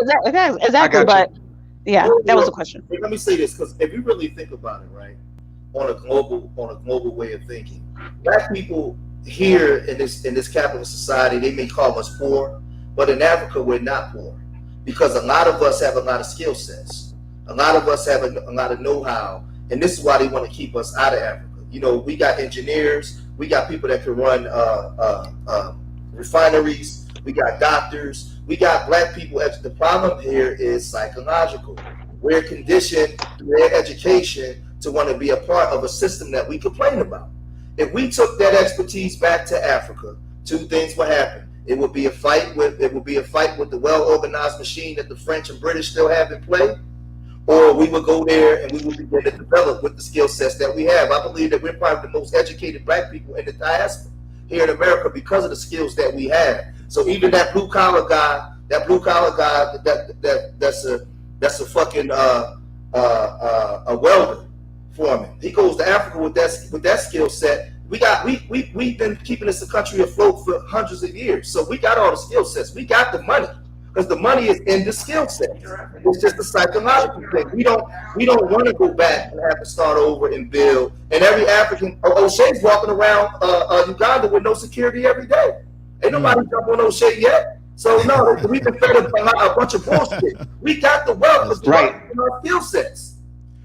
Right, and that's the exchange of information I was referring to. So when you say wealth, by the American standard, which is still in a colonized rule or an imperial rule, we're just a nigga here. By their numbers of wealth, then yeah, you're right, economics. But by the generation of income, which is the factor that I use, not your wealth here, of course, there's the reasons why you've been locked out. Those are similar even there with the consolidation of resources and such. So that wealth number at $1,000 may be true, but I was talking about the transferable skills, which is an exchange of information. If we are here able to do that and get $30,000 or $15,000, that 15 is still killing off many of those spaces in South Africa where they would want to work, where their skills would actually turn into that income, right? Because we're still in the competitive market if we're looking for what skills do you have that generate money for your family.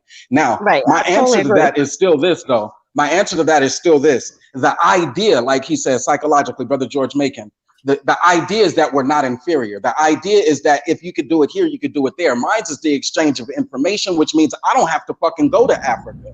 Like you said, I like to use media, but I used O'Shea Duke's, his vlogcast is something that connects information to information. He doesn't have to be there. He could run his business anywhere. And the subscribers that want to tune in, can he develop his market? Yeah. Can he link up with people in Africa? Yeah.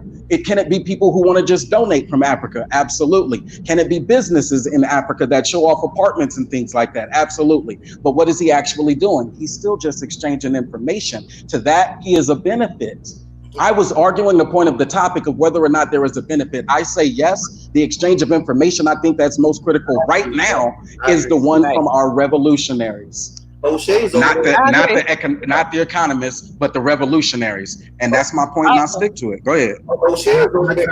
I kind of disagree with you on that one, but okay. O'Shea's over there employing Africans right now just with his media thing. And you know, taking our African American swag over there and how we talk and operate. And he's growing a media market over there in Africa. All I'm saying is a lot of Africans come here. Some of them come here already skilled. Some of them come here and develop skill sets and take it back home. We've been here up under the foot of this system, building it, running it. We do every goddamn thing. I think that we're caught up in this economic system that we really think that we have nothing, but a lot of us do got skill set and know-how that if some of us did take it to another place, we could build an economic surplus. And this is why they fought in the 60s to destroy Pan-Africanism, because they knew it. They couldn't have the African Americans going to Ghana, going into different places with the way we fought the white man here in our skill sets. So they thought of ways to break up Pan-Africanism in the 60s and all those different things. The same way. You're absolutely right. Pan-Africanism was dead in the 60s. That's what I'm saying.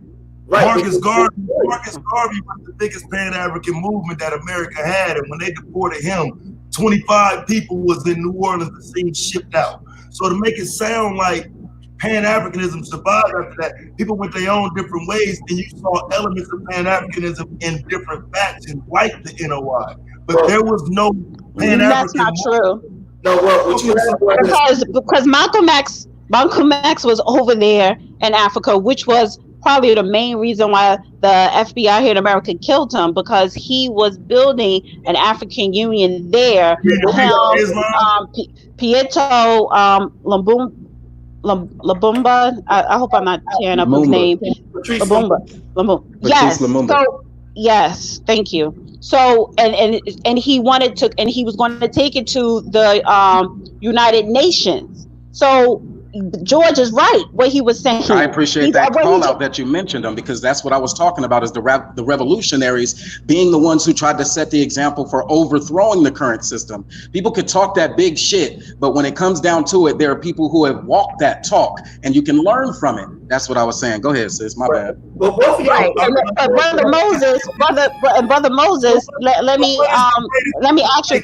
Damn, can I ask him a question real quick? Or Brother Moses, so now do you think? What I'm saying, though, dog, and I know you have to, because that's a lot of ways why we stay miseducated.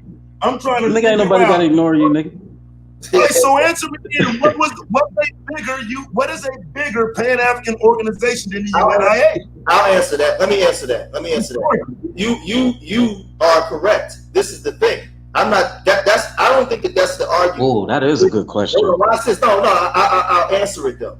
What happened was when Stokely Carmichael and them began the movement here, you had Kwame Nkrumah, and they began to talk the Pan-Africanist movement. They talked about H. Rap Brown and them would give lectures, and they would talk about, you can't do to us what you did to our grandfathers. And they began to start the movement. What you saw was murders starting to happen all throughout the continent and here in America.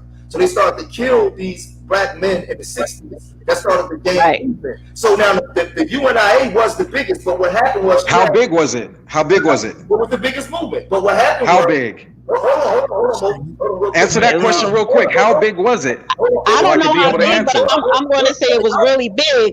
I want to say it was big, but I don't know. I got you. My bad. The UNIA was the biggest movement that we know. And what happened was when that. But how big was it, nigga? What's the number?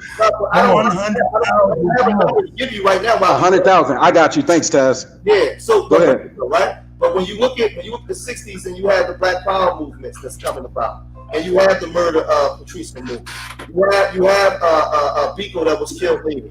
You have the assassinations here. They started to kill off that Black Power, that Black African and African American mindset in the Caribbean. There was killings in Trinidad, killings in Bermuda. So a lot of the people that were moving that way, they was either killed, incarcerated, or was shipped, or was kicked out the country and ran to Africa, to different places.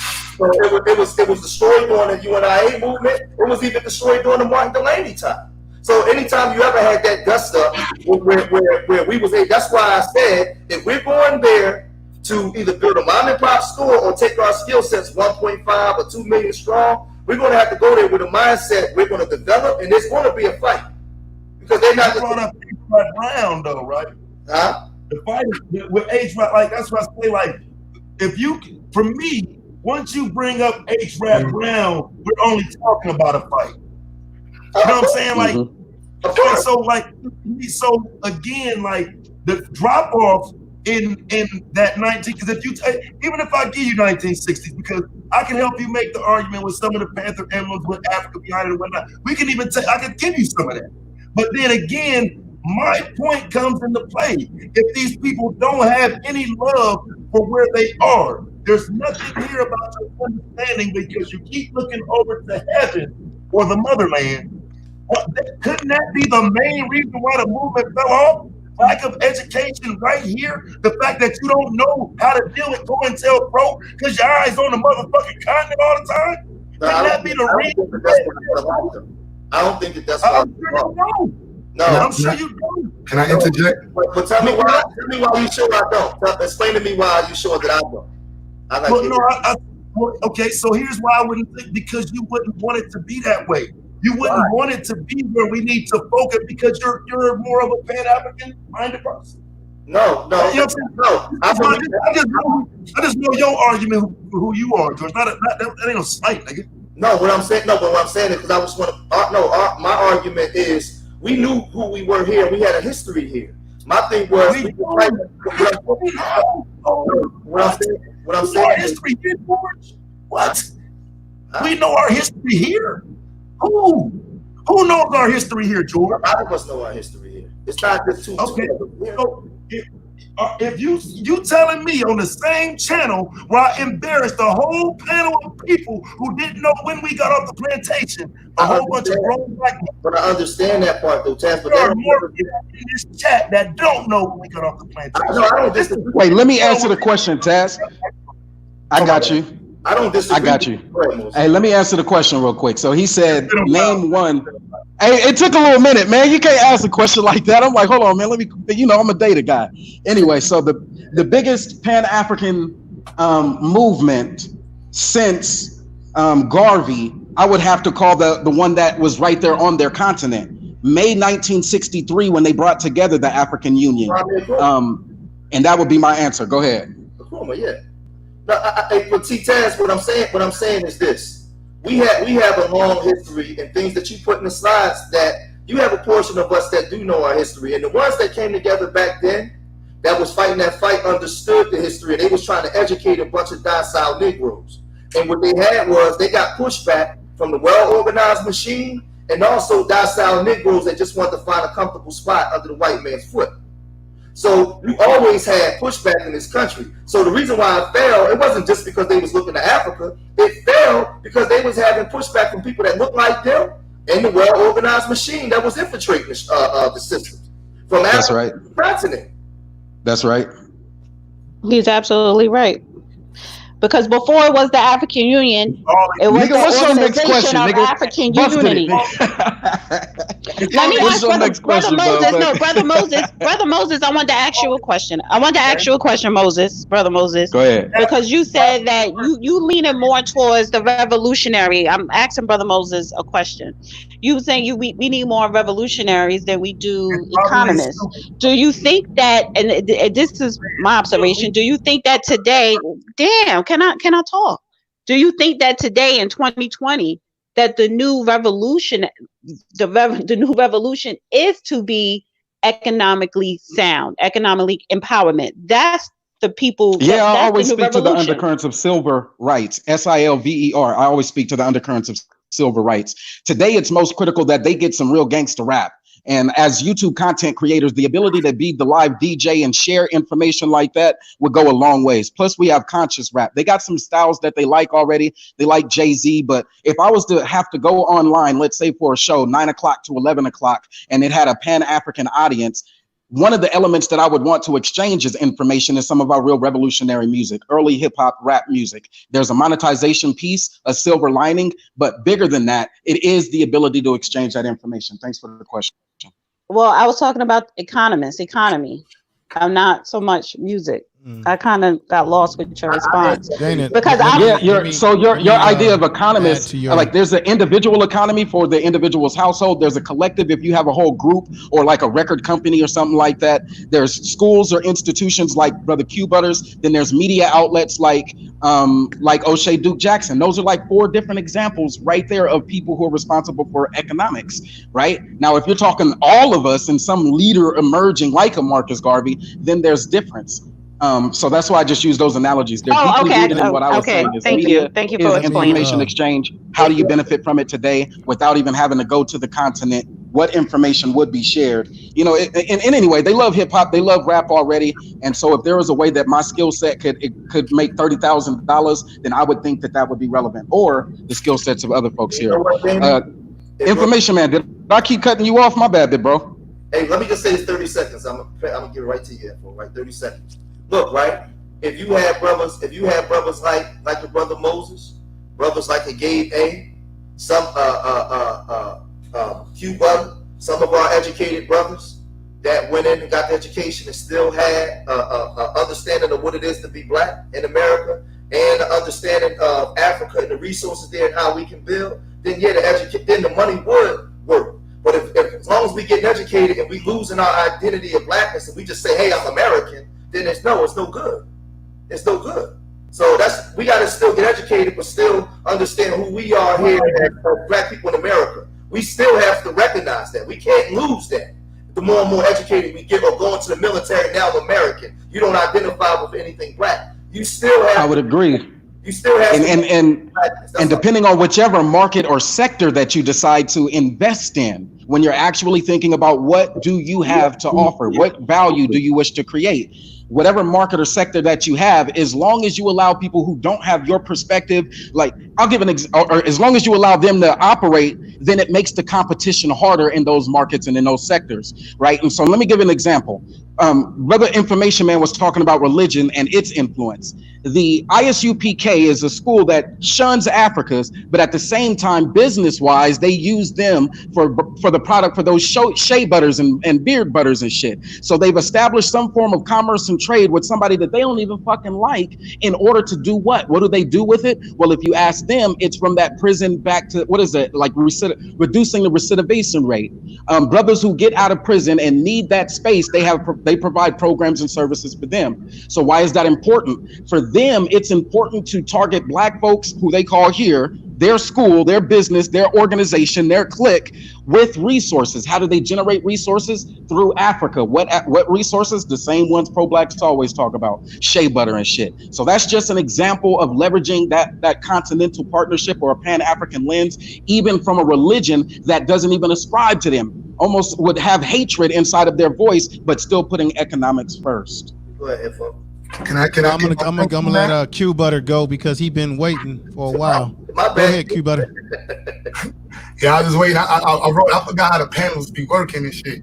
I ain't got the voice for that. First and foremost, I guess when I'm hearing word Africa, Africa, the continent. So the specific topic is the continent. I'm thinking about the countries and the economics around the countries. And countries' economics is centered around the resources they produce and the money that they gain or the trades that they make from it. On the individual level, you can benefit from however you benefit on the individual level. That's like me and the atheist telling somebody they can't benefit from believing in Jesus. Whatever the heck you find benefit and positivity in, and you can take advantage of, that's on you. Now, personally, when I hear this question, I'm looking at it from a system level. Where are we controlling the resources that slavery, which we want reparations for, are we controlling those resources? And in America, we represent one fraction of the robbery that is continuously happening. And if we don't, personally, my approach is that we have to put pressure on all of them because they're all leaning on each other. To say, well, he didn't do it. Well, France is still charging Haiti. So why, if they still paying Haiti, still paying for this, why should America have to pay for give this? And it's like, hold on, all these crackers did this together. And my brain is able to organize it like, look, you owe this much, you owe that much, you owe this much, and that's how it's organized. But now what do they actually owe for? And how are they still robbing us? It's because they still control the resources. Right. They never gave up control of the resources. Their whole idea of saying, oh, we're going to move you over here, we're not going to do slavery no more. Hey, be happy. No, they still kept the resources. If we want power, economic viability, sustainability, we need our resources back. And we need the intelligence on how to maintain, garnish, fabricate, and develop and design our resources into products that the world needs. Right. And so that comes back to STEM. That makes a lot of sense because even the brothers and sisters in the continent, they want their land back. I talked about land. They want what was stolen from them because they want the resources. And that is a big part of projecting your power, your future, is that we as black people in America, we have to get control of resources. We are in an economic game today, whether you like it or not. That's where the world is, and we need to be a part of that. Moses brought up something that I do agree with. And I think Dana had the question is it economics or is it revolutionaries? Well, the last time I checked, we have never been led by an accountant. We've been led by revolutionaries that come from the grassroots streets of our world. It still remains. It's not going to be a professor. It's not going to be some economic. I'm sorry. It ain't going to be brothers that can profess very well. It's going to be individuals that are willing to go foot to foot. That's a revolutionary. Those are the folks that have led us. And so even in the 21st century, it's still going to take a revolutionized mindset, whether it be hitting it from all angles, but it still takes the people on the grassroots level to make things change at the end of the day. But that wasn't the question that I was asking. The question I was asking him is today's revolutionary behind led with economics. So we had, let's say, Malcolm X and the revolutionaries from the past. Yeah. So these are people that were fighting for our rights, fighting for freedom. So you look at today, all right, we made a lot of strides as far as we have a lot of privileges due to these people, but we don't have the money. So it's today's revolutionary, the economist, not saying a Sandy Garrity sort of say, but I'm just the concept of it, because you're a revolutionary for what? Fight the power, or you're a revolutionary for financial empowerment, because that's what we're missing now. We had to fight for the freedom. We gotta wait. We got our freedom, but we don't have money. That's what I'm saying. We need economic power. What she's saying, but the change won't happen unless grassroots people are the ones involved. It can't just be these academics. A lot of grassroots people don't know anything about money. But if you look at the history, we were never led by academic. Malcolm X himself was a man who went to jail, educated himself in prison. So we were never led by people that came out of traditional academics. We were led by brothers and sisters that were products of the street. That's what I'm talking about. We have to. No. Yes, we have. Yes, we have. You can look at history. We have to wait. Talking about Booker T. There's a lot of scholars that have led us. I'm talking about hardcore revolutionaries, not scholars. We need to wake our youth up.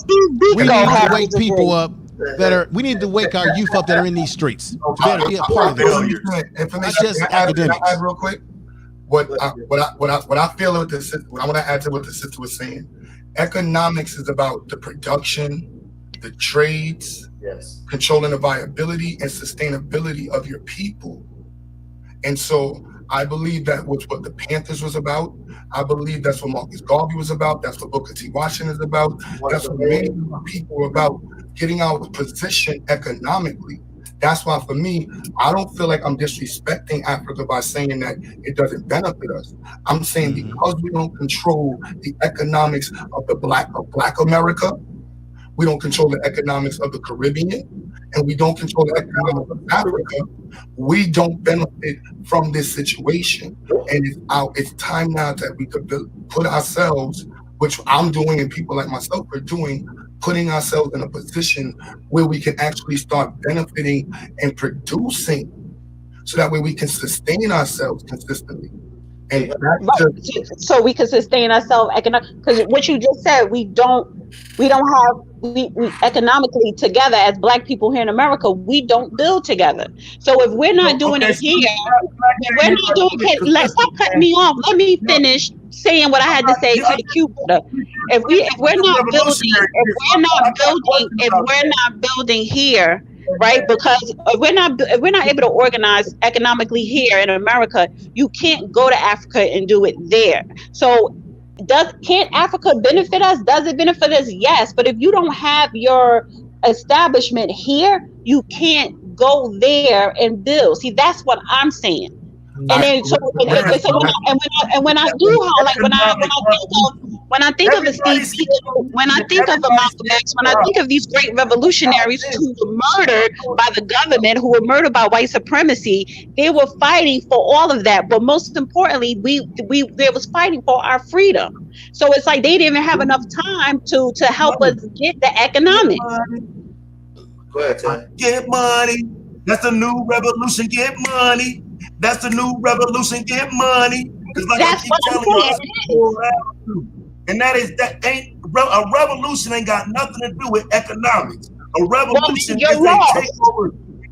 And the money ain't got nothing to do with it. Not anything. If you want a revolution, that's why so many people broke. No, that's why we're not having a revolution. So many black people broke. They worried about and not worried about counting that green. Can we mend it? Excuse me. Even the people y'all talking about right now told you a revolution involves death and bloodshed. Y'all just name dropping. Can I add to what Taz is saying? So Taz, in my opinion, right, where we are at in America, we are in the incubator stage right now. We're developing our abilities, our health, our mind, and we're gathering resources. And once we develop ourselves out, we can start developing further in our own parts of America. Pretty much. And then those who choose to go to the Caribbean, to Africa, to Australia, they can do so. And if you don't want to, it's cool. That doesn't mean that we're not going to do business together. I think we just need to be open to that right now. Because when I build my school in Uganda and I do a live stream, or when your O'Shea go checks out the place and he's live, you're going to be doing the live stream with him, Taz. We're still family. And I just think we just respect it from that party and just say, yo, we're all working toward developing the people. The revolution will come in time. And how it happens, whatever it takes to get our people to the point of sustainability. That's what I care about. Sustainability. Okay, but here's the thing. The combination of revolutionary acts is a revolution, though. One act in itself alone is not a revolution. That's what I'm saying. It's a culmination of actions. And so there's no amount of money that matters. There is no such thing as an economic revolution in terms of Black America moving forward. That'll be individuals moving forward. That's not a collective, and that's not going to be to the benefit of most of us. It depends on. All right. So with that perspective, right? So my perspective, when I was working with the Black banks, my issue with them, my challenge with them was to get them to invest in Black education. Because if you don't invest, the Black banks stop investing in Black schools. They started investing into other projects, but they stopped investing in the Black mind in America. And so what happened? The money that was coming from the Black minds stopped funding the Black banks. And so now when they're talking to them, the lady's like, in Carver Bank, you can type it in. That's my people. They're like, look, all the accounts that we get now are low monetary accounts. And so it's hard for us to sustain ourselves. And so the approach we want to get in America, which I'm telling them, this is why you need to invest in Black education.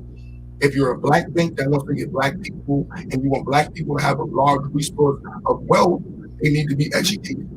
And that way your bank can sustain itself. You know, the circle of it doesn't stop. And the way in that independent mindset is what you're promoting.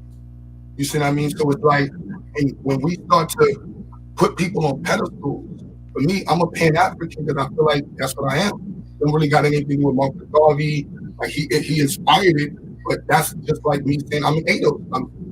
I can't choose that. That's what I am. I can't say that I'm not B1 just because Taz is not on the internet no more, or this one's not on the internet. I'm B1 for life. And so this is about, like you said, the individuals. Let's just get together where we represent. We don't get this opportunity often to be on the panel and showcase, but we all are Black first. So let's keep it with Black first. And we should be able to prioritize what we're doing. In America, we got Taz focused on this media. We got Information Man doing intercontinental press. We got O'Shea. We got information being brought up that people across the world are watching. And so by being media, people like yourselves, it's in your interest to have an audience from all over the place. And so that's what I'm promoting. And let me jump in. When we talk about revolution, there's a couple of things that has to happen before you even get to the bloodshed part of it. because to get to the bloodshed part, you have to have a certain group of people on the same accord, moving for a certain, thinking a certain way, moving for a common goal. And in order to do that, you first have to start instilling families. You have to have a generational way of thinking. You have to have people thinking about yesterday, today, and where we're going tomorrow within that fight. So the first thing has to be a deprogramming of the minds. And like we've been saying here, to me, when I look at the title, how does Africa benefit African Americans in any way? What Brother Moses said as far as the communication, but as far as economically, I would say no, because we still don't benefit each other for the most part within the communities that we live in, from a family structure or economically. So for me, the revolution, before you even get to the fight, is for us to recognize that I got to be with a black woman I got to be with a black man in order to maintain wealth, pass it down generationally. In order to have a black way of thinking, a B1 way of thinking. It can't be the wrong way. So for me, I'm gonna pass it right up. So for me, the first act of revolution before we get to the fight part is a deprogramming of the mind. Anything outside of that way of thinking is basically what they created for us to think. Everything else is better than being with your own, and that's how they capitalize off of us here, and that's why we don't have a global way of thinking, because we don't even see ourselves as something of importance. We're subordinate to everybody else. So the real revolution is still on us because everybody else is more important than us.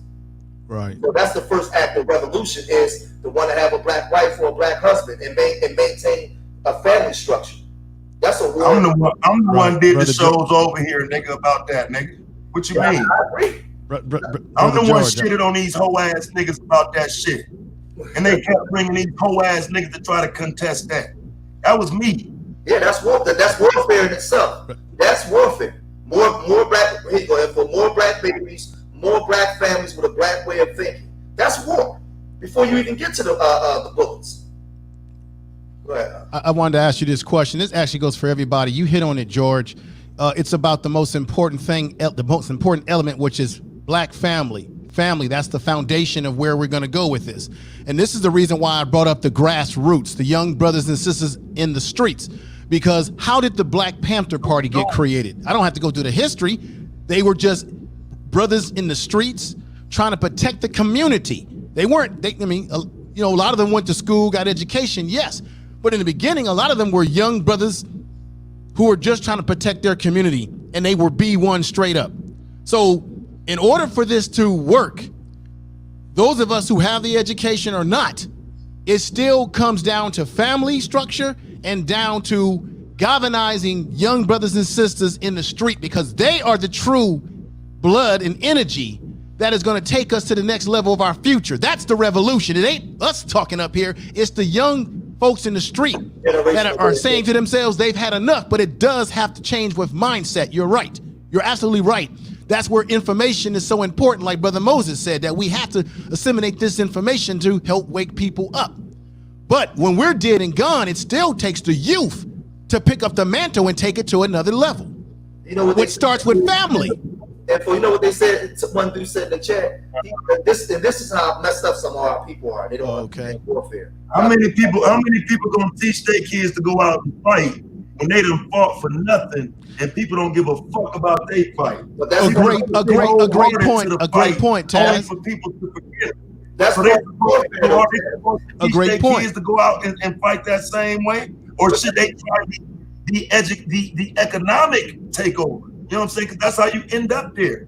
People ain't willing to try to fight to make a real revolution. Because in a revolution, power changes hands. That anything short of that ain't a revolution. No, I agree. I said, we're not having a real conversation. And that's why it starts with family, and how Brother George raises his family, how you raise your family, Brother Taz, how Moses, it's what we instill in our youth to empower them to make change. That's why I said family is where it has to be. And I also have to admit that it's black men. We have to lead this. We have to be the leaders of this. Well, I'll give you an example. They showed, and this is kind of off topic, but it go along with what we're saying right now, right? They showed the well, they didn't show the video, but there was a young boy in Iowa that got his ass whooped by 3 white boys last week, Darquan Jones. And you know, they broke his arm, messed up his face, broke a couple bones in his face, his hand, beat him up real bad, right? And I did a stream on it yesterday, and I was talking to my wife about it, and they showed a news clipping, Taz, of him standing next to his father and another a man from the NAACP. This is a little short guy, but his dad is a big man, and the other guy was a big man. And when I asked my wife, I said, if me and one of my homies would have beat his son up, he would have came at me with guns blazing to defend his son. But because his son was beaten by 3 white men, his daddy, instead of getting retribution, was on the news pleading for help from a system that whooped just like the people that beat him up. So what message does that send to the son? It's okay. It's okay. You have to always be subordinate to this white man. But right, be a coward. Like you, if somebody look like you don't have to respect it. So what I'm saying is that's an art of warfare already psychologically on the mind. So Taz is right. There's going to be bloodshed in exchange of power. So if you are in I don't know about that one, though, George, because they haven't identified the assailants yet, had they? No, they did. They don't know who the white boy was that did it. No, but they had witnesses. It's like 3 witnesses that came forward. But look, Taz, watch. You did a stream today, and you talked about in the stream.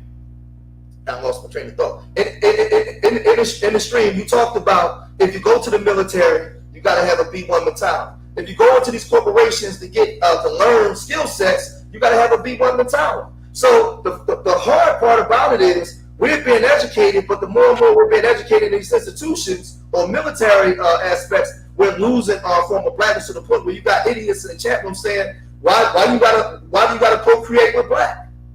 Well, how the hell are you going to maintain anything? They spent generations destroying the black family or anything black. That's why your dumbass asked that question. The reason why you got to ask that question is why you got to do it. They don't want you to have that. So we need brothers like a Golden or Gabe A, or a brother like me, been married 13 years, that still think black, that can pass it down generationally. That's actually going in reverse of what they tried to put forth. Because if you've noticed, the more education a lot of our people get, the less they identify with their blackness. That's warfare. So my question is this, though, because Skinny Boy said that the image and the impression that's left on the son is on point. So let me take you to this, because if that's bad right now today, 2020, well, my nigga, how did it look in 1920 when they was fucking your son over right in front of you and you didn't do shit in either? It's 100 years later. When you gonna do something, then? Other than that, there is no economic revolution. That's what I'm saying. If it's 100 years later, the same exact thing, the rest of this shit is off the table, nigga. Right. And you gonna fight back. Yeah, the dad is when you gonna put your hands up. Can I add something in there? Yeah. So, all right, so Taz, for me, right, I'm looking at how I look at it is we have to get ourselves in a position first. I'm not going to attack yet or even worry about that because, one, we don't have a means of producing guns. We don't have a means of producing it yet. We don't have enough people that are armed and ready to put ourselves in a position. We're not tactically there. So I'm not going to say we can't do anything. I'm going to think of other things we can do. Because ultimately, what is the goal? For me, the goal, like I said, my goal is, for me, Black empowerment is the ability to take care of oneself and sustain oneself, and ultimately defend oneself. Now, that's what my goal is. We have time before we start saying we want to go on assaults and all this other stuff. But we need to be able to get ourselves in a position where we can sustain ourselves, where everybody on this panel is making money off of only Black people, and our money is going between our Black hands at least 4 times. I know my money goes to Black hands before anybody, at least 5 to 6 times. I count it every day. And so we got to just promote that and understand that this is what we're developing. Because if we remove all the other elements that go into developing one's identity and the mindset that's needed to become independent, there would be no purpose in you doing your shows. there would be no purpose in me building an institute. They were like, look, unless we're ready to pick up guns, let's not talk about nothing. And it's like, nah, there's other things that we can do in between time that, if you ask me, are just as important. Yeah, we still gotta develop skill sets. We gotta. You need. That's what I'm saying. Anything to not fight, man. It's the same excuse they use when they let them drag that little. Well, I think before we start fighting, how about we build up our community? Because, like you said, Cuba, you're so scared to fight, you don't even realize that's our history. But what are you fighting for? What are you fighting for? And like Cuba said, that his money, like Cuba said, he spends his money in his community. He spends his money in his community. The problem is, do we even have a community as a whole? Does the community money bounce within at least 4 times in that community? Because you as an individual, yes, you could shop black, but is the community shopping black? So if you're talking about going to the streets, Taz, and fighting, who are you fighting and what are you fighting for when your own black people don't know anything about political science, don't know anything about collectively coming together, working together as a community? So what are you fighting for? Tell George that. He the one said we know our history. No, you want to go fight. Who are you fighting? No, you want to go fight. And who are you fighting and what are you fighting for? Excuse me, we don't know our history. That's why y'all ain't willing to fight with the people who do fight. People like Micah Xavier, people like Gavin Long. You don't know your history well enough. Just like you're sitting here talking about an economic revolution as if you can make so much money that the white man won't come and blow your house down. Like you don't even support your own. We don't even have communities. I mean, so when I talk about economic empowerment, I'm talking about having that money bounce in the community at least 4 times. We don't even have that. So that should be your revolution, your revolutionary to build up the community, to have that money bounce at least 4 times in that community. Fight for that. Go fight for that. So those are talking points, and that's not a no. That's a fact. That is a fact. Because I'm going off what Taz said, and he made a very valid point, and it's actually true. You have to support each other. You have to organize, and you have to build community for sustainability. Economics is part of sustainability. You just want to go to the streets and fight, and you don't know what you're fighting for. That's making yourself more comfortable within white supremacy, which is what we've been doing for the past 100 years. Which is why you don't know what you're talking about. Can you show me where I'm wrong? Because you the one was up here popping. Because I just asked you, I just said to you, I asked you a straight question. Who are you fighting for? And what are you fighting? Who are you fighting and what are you fighting for? I just told you, any black person right now would be a fool to go out and fight for blackness because of people like you. Because of people like me. Now you want to make it personal. Yes. You don't even know my ideology because you just go on up here just talking. Do you spend your money in a black community? Do you spend your money in a black community? Do you live in a black community? Do you have a black community? Are you helping build a black community? Didn't you just tell me there were none? Didn't you just? That's what I said. What do you say? Do you buy black? Do you buy black? That's what I'm asking you. Do you buy black? Do you buy black? I don't know. Ask some of these people on here. Right. Okay. Hey, let's bring it back. Or it seems like the only thing you're doing, you want to sit up here, you want to take stabs at what people say, what their statements are. You're trying to poke holes into what people are saying, and what a lot of people are saying is basically laying out what is going on. Hey, let's bring it back for a minute. So let's look at it from this aspect, because I understand both points of view. Fix your microphone. Hold on, y'all. Because look, this argument is nothing new. For those of us that understand history, we've been having this. This is an age-old argument of the fighting, or we should get political and economic power, and that's a fight. It's an argument that's going on for a long time. I'm on the side of, when I look at it like we need an aspect of both. We need black people infiltrated in the military with economics, because we got to get guns, we got to have bullets, we got to have know-how, we got to train people to fight. We got to have a little bit of everything. The sad part about it is we're already insulated in this country to the point where we damn near running. And the corporations, the labs, we got all the skill sets. The problem is we don't have a black mind. We're afraid to be unapologetically black, like every other group. So the thing is, we get the problem for me. I'm gonna jump off. I'm gonna say this and I'm gonna jump off. The problem that we have, the problem that we have, Taz, when you see the incident like that happen to Ahmaud Avery, or an incident like that happen to a Daquan, when you look at the individuals that got hurt, the message that's being sent is not to those young men. It's being sent to the black men that's supposed to protect them. We don't respect you, and we can do whatever we want to do to your children because you still got to go to men that look like me to get justice. So for me, two things. Yeah, we have to fight, but we have to fight on multiple levels within the infrastructure that we're in and physical, because they have to know that if you touch one of our children, the same thing may happen to one of y'all's. But we also have that power structure. Hold on. Emmett Till George. Did they know then? How long ago was that, George? How many times we gonna repeat this show? It's 70 years ago. But Taz, this is what I'm saying, Taz. This is what I'm saying. I'm agreeing with the aspect of what you're saying. But what I'm saying is this. Our people have to be trained. They have to understand what fighting is. Our people we need a whole deprogramming. Our people, listen, the majority of our people that talk B1 are fucking American. They don't have no idea what being B1 is. So what I'm saying, Taz, is when but listen, they sit in chat rooms and type like DJ Moss and fasting his life. Bitch ass niggas. But listen, those are your revolutionaries. But listen, Taz, this is what I'm saying to you. We gotta have a little bit of everything. Brother Moses went to the No, we don't.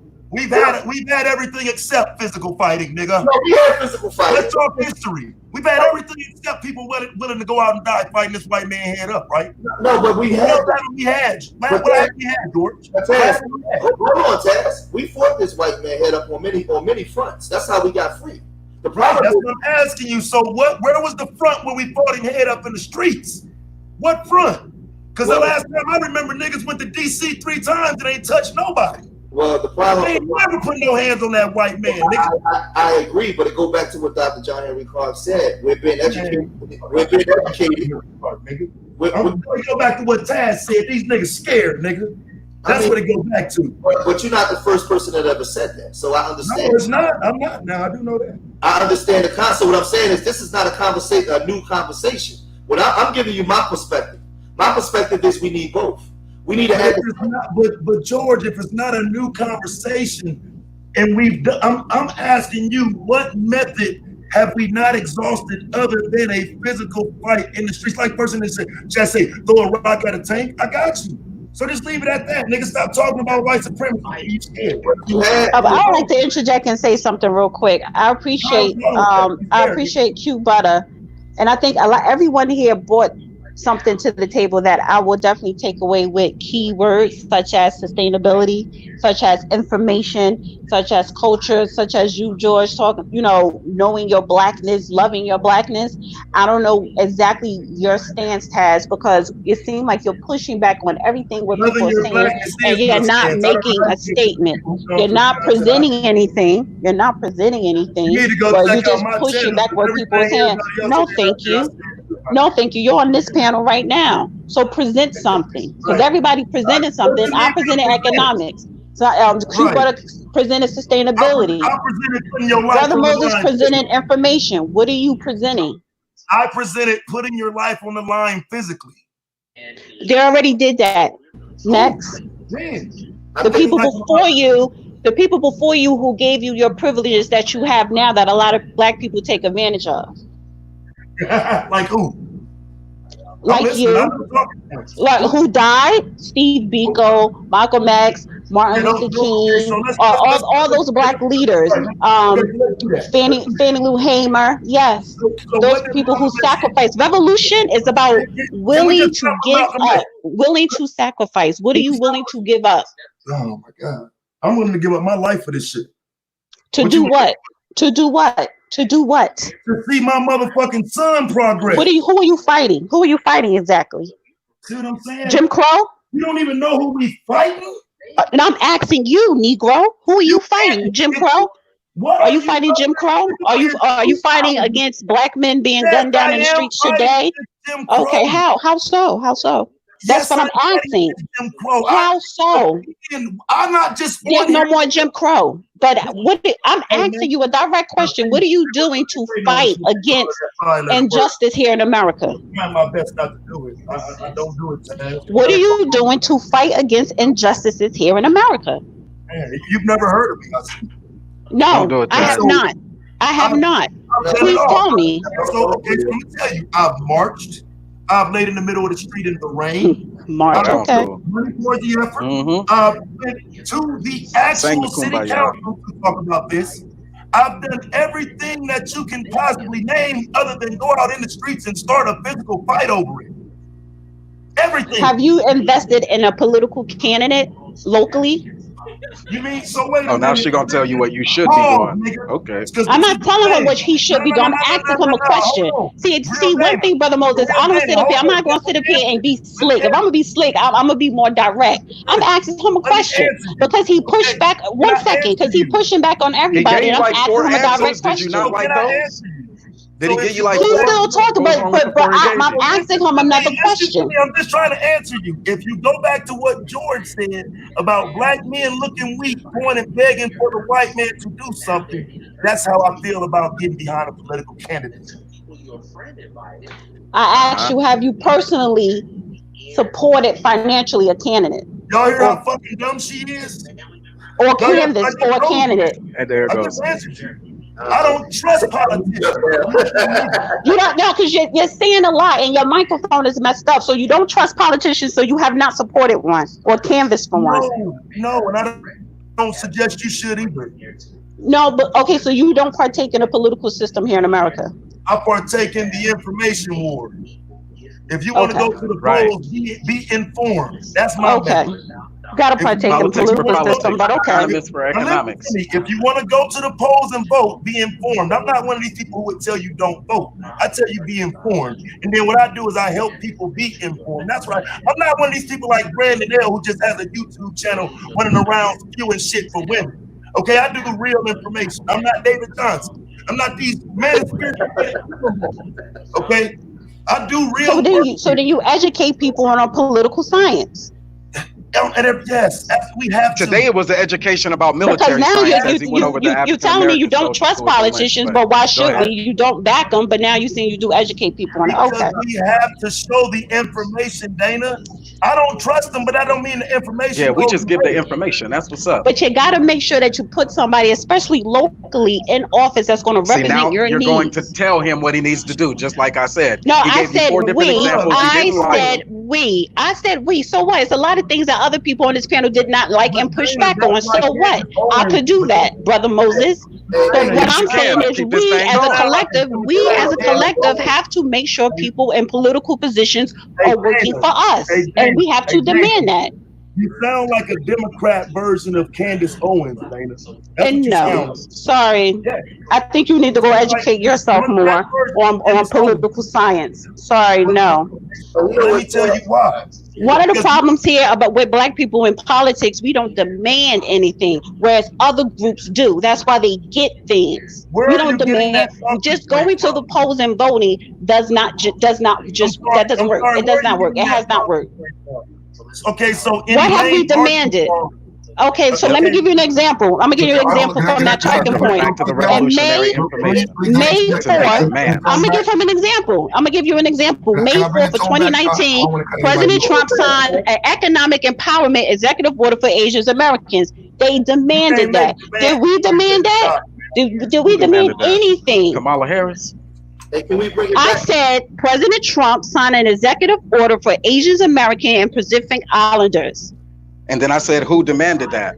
Kamala Harris? Asians did. Asians organizations did. They collectively come together with an agenda and they present it and they demand it. We don't do that. That is a fact. That is a fact. Multiple. There are multiple Asian organizations. You can Google it, it'll come up. I don't know the one on top of my head, but do you really think Kamala Harris was the one that presented it? Listen. No, because see what you can't propose in that. Not about the So then Asians, but about us. why did President Trump sign an executive order? It wasn't because of Kamala Harris. See, that's how. Let me just debunk your little theory right there. It wasn't because of Kamala Harris. When you have Jewish people, you have Asians people. No, you have Jewish people. You have Jewish people. What are you talking about? You don't even know what the hell you're talking about. I just said, listen, it's not a bill. What the fuck are you talking about? And I hate cursing. I just said, if everybody be quiet, I just said President Trump signed an executive order of economic empowerment. What is it that you are confused about? You said he signed one. He signed an executive order for economic empowerment. Do African Americans have that? Do African Americans? Yeah, go to the whitehouse.gov. Go to whitehouse.gov, May of 2019. Appreciate the link. Do we have African American executive empowerment? Do we have an African American economic empowerment executive order signed by any goddamn president? No. What we did get signed was education. It's called the Congressional Black Caucus. Do we have any type of executive order for economic empowerment? No, but other groups do. And that is the point that I'm making, that we do not demand anything. We do not demand anything. Let me give you one. I'm not open to criticism from you. No. From me, just answer your question. Or from anybody. From anybody on this platform, no. So anybody on this platform, no, because you're not going to sit here and tell me I don't know what the hell I'm talking about. That's number one. Number two, I just gave you a source and I gave you a citation to go and look it up. What my question is, it's not even a question. You do not support